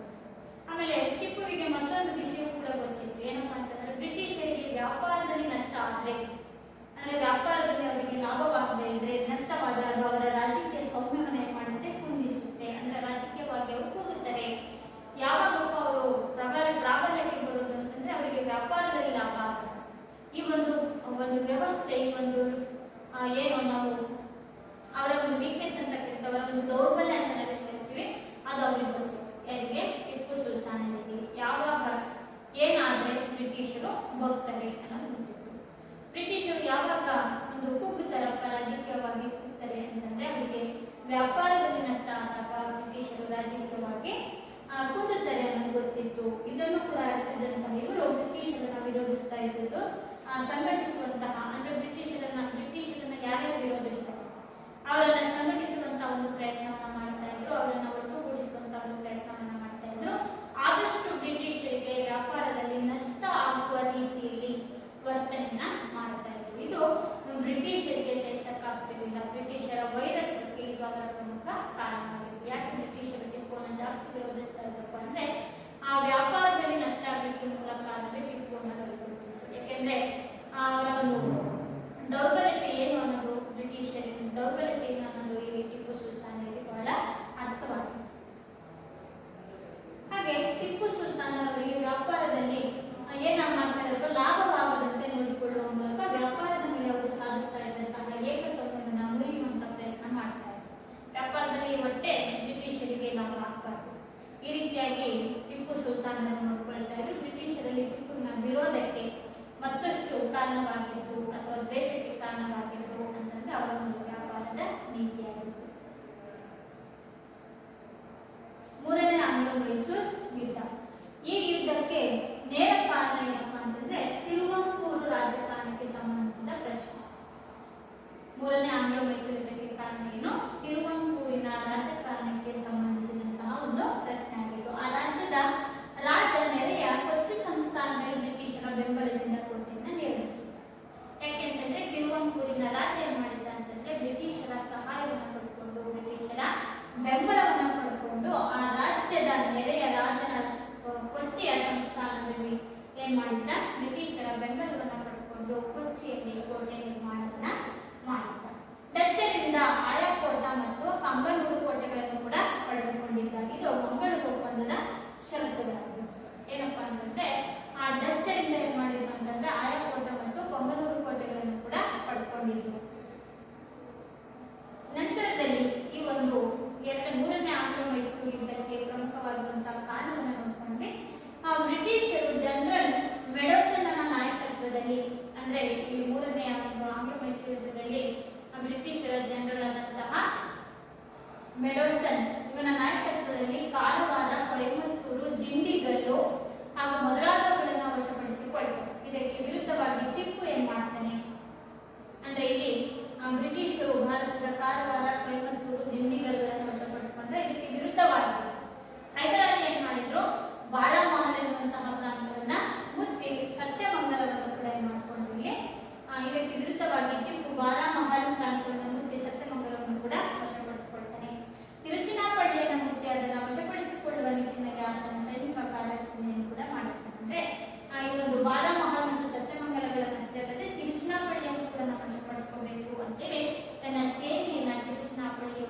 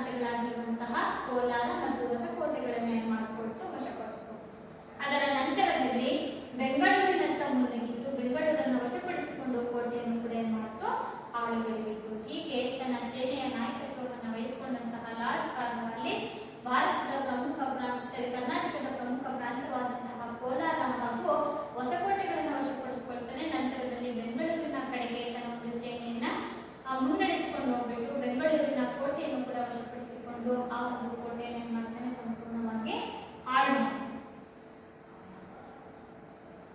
ಇದು ಬೆಂಗಳೂರಿನಲ್ಲಿರುವಂತಹ ಒಂದು ನಾಟ್ಯ. ಕಾರ್ಖಾನೆ ಟಿಪ್ಪುವಿನ ನಿರ್ನಾಮಕ್ಕಾಗಿ ನಿಜಾಮ ಮತ್ತು ಮರಾಠರ ನೆರವನ್ನ ಕೋರ್ತಾರೆ. ಕಾರ್ಖಾನೆ ಏನ್ ಮಾಡ್ತಾನೆ, ಹೇಗಾದ್ರೂ ಮಾಡಿ ಟಿಪ್ಪುವನ್ನ ಏನ್ ಮಾಡಬೇಕು, ನಾಶಪಡಿಸಬೇಕು ಅಥವಾ ಅವನನ್ನ ನಿರ್ನಾಮಗೊಳಿಸಬೇಕು. ಅದಕ್ಕಾಗಿ ಅವನು ಯಾರ ಸಹಾಯವನ್ನು ಕೇಳ್ತಾನೆ, ಮರಾಠರು ಮತ್ತು ಹೈದರಾಬಾದಿನ ನಿಜಾಮರ ಸಹಾಯವನ್ನ ಕೇಳ್ತಾನೆ. ಈ ಒಂದು ನಿಜಾಮ ಮತ್ತು ಮರಾಠರ ಸಂಘಟಿತ ಸೈನ್ಯ ಬ್ರಿಟಿಷರೊಂದಿಗೆ ಸೇರುವುದರೊಂದಿಗೆ ಯುದ್ಧ ತಿರುವನ್ನ ಪಡೆದುಕೊಂಡಿದ್ದವಾಗ ಬ್ರಿಟಿಷರ ಪರವಾಗಿ ಹೈದರಾಲಿಯ ಒಂದು ವಿರೋಧವಾಗಿ ಮರಾಠರು ಮತ್ತು ಹೈದರಾಬಾದಿನ ನಿಜಾಮರು ಬ್ರಿಟಿಷರ ಸೇನಾನಿಯಾದಂತಹ ಲಾರ್ಡ್ ಕಾರ್ನ್ವಾಲಿಸ್ನೊಂದಿಗೆ ಒಪ್ಪಂದಕ್ಕೆ ಸಹಿಯನ್ನ ಹಾಕ್ತಾರೆ. ಸವಣೂರು, ಗಜೇಂದ್ರಗಢ, ಲಕ್ಷ್ಮೇಶ್ವರ, ಹುಬ್ಬಳ್ಳಿ ಪ್ರಾಂತ್ಯಗಳನ್ನು ಕೂಡ ವಶಪಡಿಸಿಕೊಳ್ಳುವಂತಹ ಒಂದು ಪ್ರಯತ್ನವನ್ನು ಕೂಡ ಇಲ್ಲಿ ಮಾಡಲಾಗಿದೆ. ನಂತರದಲ್ಲಿ ಯುದ್ಧವು ಕೂಡ ಸಂಭವಿಸುತ್ತೆ. 1792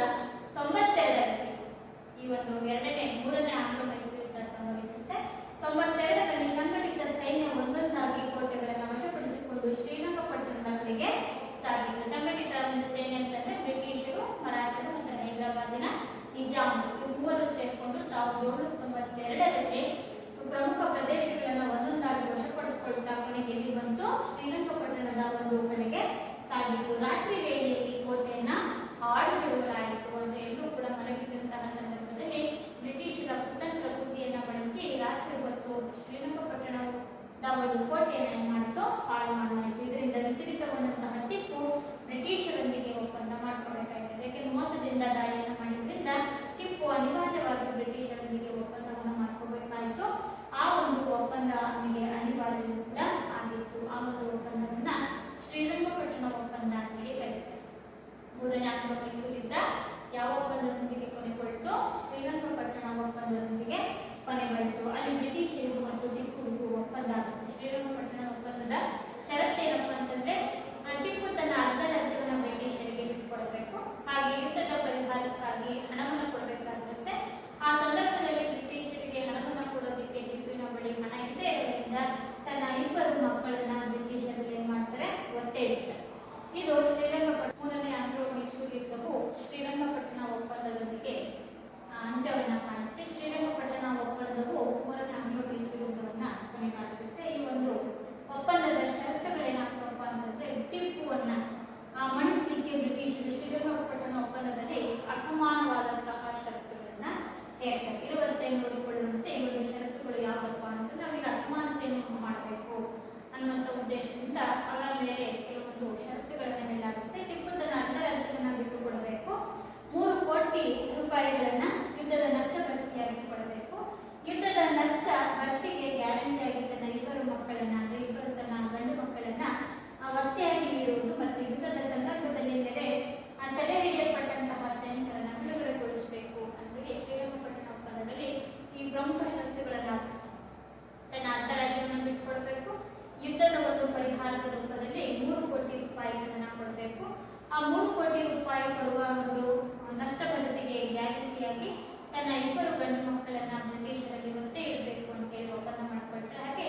ಹಾಗೆ ಟಿಪ್ಪು ಸೆರೆ ಹಿಡಿದಿರುವಂತಹ ಬ್ರಿಟಿಷರ ಒಂದು ಪ್ರಮುಖವಾಗಿರುವಂತಹ ವ್ಯಕ್ತಿಗಳನ್ನ ಏನ್ ಮಾಡಬೇಕು, ಸೈನಿಕರನ್ನ ಬಿಡುಗಡೆಗೊಳಿಸಬೇಕು ಅಂತ ಹೇಳ್ಬಿಟ್ಟು ಶ್ರೀರಂಗಪಟ್ಟಣ ಒಪ್ಪಂದದಲ್ಲಿ ಷರತ್ತುಗಳನ್ನ ಹಾಕಲಾಗುತ್ತೆ. ಇದರ ಮುಂದುವರೆದ ಹಾಗೆ 4ನೇ ಆಂಗ್ಲ ಮೈಸೂರು ಯುದ್ಧವನ್ನ ನೋಡ್ತೀವಿ. ಶ್ರೀರಂಗಪಟ್ಟಣ ಒಪ್ಪಂದದೊಂದಿಗೆ ಅಂತ್ಯ ಕಂಡಂತಹ 3ನೇ ಆಂಗ್ಲ ಮೈಸೂರು ಯುದ್ಧದ ನಂತರದಲ್ಲಿ 4ನೇ ಆಂಗ್ಲ ಮೈಸೂರು ಯುದ್ಧವು ಕೂಡ ಸಂಭವಿಸುತ್ತೆ. ಟಿಪ್ಪು 3ನೇ ಆಂಗ್ಲ ಮೈಸೂರು ಯುದ್ಧದಲ್ಲಿ ಆದಂತಹ ಒಂದು ಸೋಲು ಹಾಗೂ ಆ ಒಂದು ಯುದ್ಧದಲ್ಲಿ ಆದಂತಹ ಅವಮಾನಕರವಾದಂತಹ ಷರತ್ತುಗಳೇನಿದ್ವು ಅವುಗಳನ್ನು ಸ್ವೀಕರಿಸದ ಒಂದು ಪ್ರಮುಖ ಸವಾಲೆಂದು ಪರಿಗಣಿಸ್ತಾರೆ. ಇದು ಒಂದು ನನಗೆ ಸವಾಲು, ಇದನ್ನು ನಾನು ಪ್ರತ್ಯುತ್ತರವಾಗಿ ಬ್ರಿಟಿಷರಿಗೆ ಉತ್ತರ ಕೊಡಬೇಕು ಎನ್ನುವಂಥ ಉದ್ದೇಶದಿಂದ ಛಲದಿಂದ ಏನ್ ಮಾಡ್ತಾನೆ ಟಿಪ್ಪು ಸುಲ್ತಾನ್ ಅಂತಂದ್ರೆ ತನ್ನ ಒಂದು ಸೇನಾ ಕಾರ್ಯಾಚರಣೆಯನ್ನು ಮಾಡಿಕೊಳ್ಳುವಂತಹದ್ದು. ಒಪ್ಪಂದದ ಅನ್ವಯ ಬ್ರಿಟಿಷರ ನೇತೃತ್ವದಲ್ಲಿ ಮಿತ್ರಕೂಟಕ್ಕೆ ಬೇಕಾದಂತಹ ಭೂಪ್ರದೇಶಗಳು ಮತ್ತು ಹಣವನ್ನು ಚಾಚು ತಪ್ಪದೆ ಸಲ್ಲಿಸಿ ಒತ್ತೆಯಾಳಾಗಿ ಕಳಿಸಿಕೊಟ್ಟಂತಹ ತನ್ನ 2 ಮಕ್ಕಳನ್ನು ಕೂಡ ಬಿಡಿಸಿಕೊಡ್ತಾರೆ.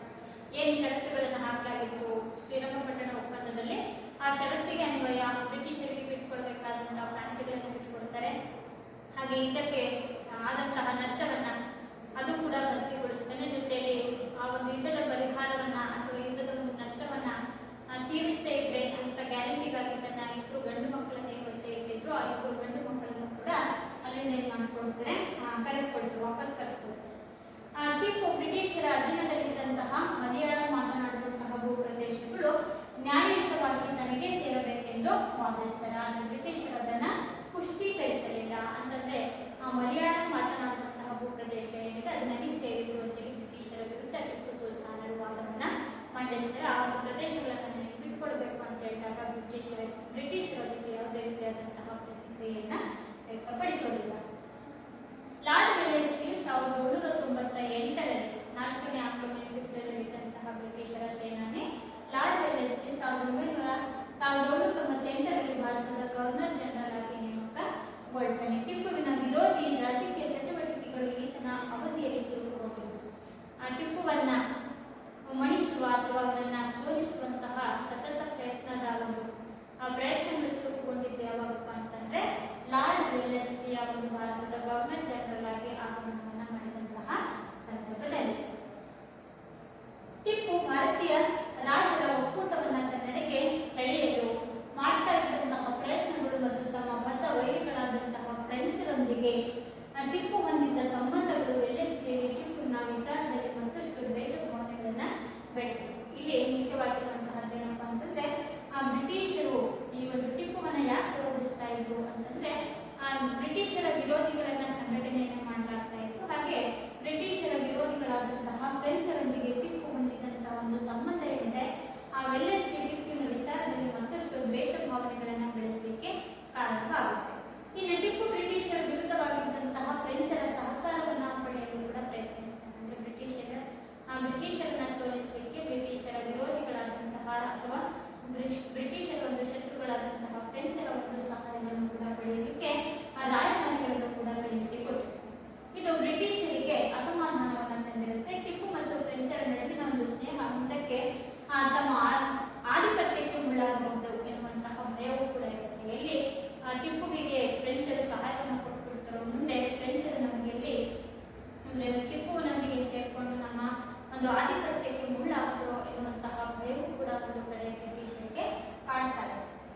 ಹೊಸ ಷರತ್ತುಗಳನ್ನು ಒಳಗೊಂಡಿರುವ ಒಂದು ಒಪ್ಪಂದವನ್ನು ಟಿಪ್ಪುವಿನ ಮೇಲೆ ಹೇಳಲಾಗುತ್ತೆ. ಅಂದ್ರೆ ಒಂದು ಹೊಸ ಷರತ್ತುಗಳನ್ನು ಹೊಂದಿರುವಂತಹ ಒಂದು ಒಪ್ಪಂದವನ್ನು ಹೇಳಲಾಗಿ ಟಿಪ್ಪು ಅವಮಾನ್ಯ ಮತ್ತು ಅಸಮಾನ ಷರತ್ತುಗಳನ್ನು ಒಳಗೊಂಡಿದ್ದರಿಂದ ಒಪ್ಪಿಕೊಳ್ಳಲು ನಿರಾಕರಿಸಿತು. ಇಲ್ಲ, ನಾನು ನಿಮ್ಮ ಒಪ್ಪಂದಗಳಿಗೆ ಅಥವಾ ನಿಮ್ಮ ಷರತ್ತುಗಳಿಗೆ ನಾನು ಸಹಿಯನ್ನ ಹಾಕೋದಿಲ್ಲ ಅಂತ ಹೇಳ್ಬಿಟ್ಟು ಅದಕ್ಕೆ ನಿರಾಕರಣೆಯನ್ನು ಮಾಡಿದಾಗ 4ನೇ ಆಂಗ್ಲೋ ಮೈಸೂರು ಯುದ್ಧವು ಪ್ರಾರಂಭವಾಗುತ್ತೆ. ಅವಾಗ ಬ್ರಿಟಿಷರಿಗೂ ಮತ್ತೆ ಟಿಪ್ಪುವಿನ ನಡುವೆ 4ನೇ ಆಂಗ್ಲೋ ಮೈಸೂರು ಯುದ್ಧ ಪ್ರಾರಂಭ ಆಗುತ್ತೆ. 4ನೇ ಆಂಗ್ಲೋ ಮೈಸೂರು ಯುದ್ಧ ಪ್ರಾರಂಭ ಆಗಿದ್ದೆ 1799ರಲ್ಲಿ. ಯುದ್ಧದ ಆರಂಭವಾಗುತ್ತೆ. ಅಭೇದವಾದಂತಹ ಕೋಟೆಗಳನ್ನ ಬ್ರಿಟಿಷರು ಏನ್ ಮಾಡಿದ್ರು, ಭೇದಿಸಿದರು. 2 ಸೈನ್ಯಗಳು ವೀರಾವೇಶದಿಂದ ಕಾದಾಡಿತು. 4ನೇ ಆಂಗ್ಲೋ ಮೈಸೂರು ಯುದ್ಧದಲ್ಲಿ ಬ್ರಿಟಿಷರ ಸೇನೆಯು ಟಿಪ್ಪುವಿನ ಸೇನೆಯು ವೀರಾವೇಶದಿಂದ ಹೋರಾಟವನ್ನು ಮಾಡ್ತಾರೆ. ಟಿಪ್ಪು ತನ್ನ ಸೇನೆಯನ್ನ ಉರಿದುಂಬಿಸ್ತಾ ಹೋರಾಟವನ್ನು ಮಾಡ್ತಾನೆ. ಆದರೆ 1799ರಲ್ಲಿ ಈತ ಯುದ್ಧವನ್ನು ಮಾಡ್ತಾನೆ, ಮರಣವನ್ನ ಹೊಂದುತ್ತಾನೆ, ಹತನಾಗ್ತಾನೆ. ನಂತರ ಬ್ರಿಟಿಷರು ಆತನ ಹತೋಟಿಯಲ್ಲಿದ್ದಂತಹ ಒಂದು ಭೌಗೋಳಿಕ ಪ್ರದೇಶವನ್ನು ಏನ್ ಮಾಡಿದ್ರು, ಮರಾಠರು ನಿಜಾಮರಿಗೆ ಹಂಚಿಕೊಳ್ತಾರೆ. ಇಲ್ಲಿ ಒಂದು 4ನೇ ಆಂಗ್ಲೋ ಮೈಸೂರು ಯುದ್ಧದಲ್ಲಿ ಟಿಪ್ಪು ಸುಲ್ತಾನರು ಮರಣವನ್ನ ಹೊಂದುತ್ತಾರೆ. ತನ್ನ ಸೇನೆಯನ್ನು ಉರಿದುಂಬಿಸ್ತಾ ಯುದ್ಧದಲ್ಲಿ ಇವರು ಕೂಡ ತೆಗೆದುಕೊಂಡಿರ್ತಾರೆ. ಮೋಸದಿಂದ ಟಿಪ್ಪುವಿನ ಮರಣ ಆಗುತ್ತೆ. ಆ ಒಂದು ಮರಣದ ನಂತರ ಬ್ರಿಟಿಷರ ಟಿಪ್ಪುವಿನ ಅಧೀನದಲ್ಲಿದ್ದಂತಹ ಪ್ರಾಂತವನ್ನ ಮರಾಠರು, ನಿಜಾಮರು ಮತ್ತು ಬ್ರಿಟಿಷರು ಏನು ಮಾಡ್ಕೊಳ್ತಾರೆ, ಹಂಚಿಕೊಳ್ತಾರೆ. ಒಂದು ಸಣ್ಣ ಭೌಗೋಳಿಕ ಪ್ರದೇಶ ಏನಿದೆ ಅದು ಮೈಸೂರು ಒಡೆಯರ ರಾಜವಂಶದ ಪ್ರತಿನಿಧಿಗೆ ವರ್ಗಾಯಿಸಲು ಕೂಡ ಪಡುತ್ತೆ. ಈ ಒಂದು ಪ್ರದೇಶದ ತರುವಾಯ ಮೈಸೂರು ಸಂಸ್ಥಾನ ಇಲ್ಲಿಗೆ 4ನೇ ಆಂಗ್ಲೋ ಮೈಸೂರು ಯುದ್ಧವೂ ಕೂಡ ಅಂತವನ್ನ ಕಾಣುತ್ತೆ. ಟಿಪ್ಪುವಿನ ಮರಣದೊಂದಿಗೆ ಬ್ರಿಟಿಷರಿಗೂ ಮತ್ತು ಟಿಪ್ಪುವಿನ ನಡುವೆ ಇದ್ದಂತಹ ಒಂದು ದ್ವೇಷ ಅಂತವನ್ನ ಕಾಣುತ್ತೆ. ಹಾಗಾದರೆ ವಿದ್ಯಾರ್ಥಿಗಳು, ಇಷ್ಟೊತ್ತು ನಾವು ಕರ್ನಾಟಕದಲ್ಲಿ ಬ್ರಿಟಿಷ್ ಆಳ್ವಿಕೆಯ ಪ್ರತಿರೋಧಗಳು, ಈ ಒಂದು ಪ್ರತಿರೋಧಗಳಲ್ಲಿ ಮೊದಲನೇ ಕಲಿಕಾಂಶವಾಗಿರುವಂತಹ ಹೈದರಾಲಿ ಮತ್ತು ಟಿಪ್ಪು ಸುಲ್ತಾನರ ಪರಿಚಯ ಹಾಗೂ ಹೈದರಾಲಿ ಹಾಗೂ ಟಿಪ್ಪು ಸುಲ್ತಾನರು ಹಾಗೂ ಬ್ರಿಟಿಷರ ನಡುವೆ ನಡೆದಂತಹ 4 ಆಂಗ್ಲೋ ಮೈಸೂರು ಯುದ್ಧಗಳ ಒಂದು ಪರಿಚಯವನ್ನ ತಿಳ್ಕೊಂಡ್ವಿ. ಇದರ ಮುಂದುವರೆದಂತಹ ಒಂದು ಫಲಿತಾಂಶಗಳು ಅಂತಂದ್ರೆ ದೋಂಡಿಯಾಬಾಗಿನ ಒಂದು ವಿರೋಧವನ್ನು ನೋಡ್ತೀವಿ. ಹಾಗೆ ಸುರಪುರದ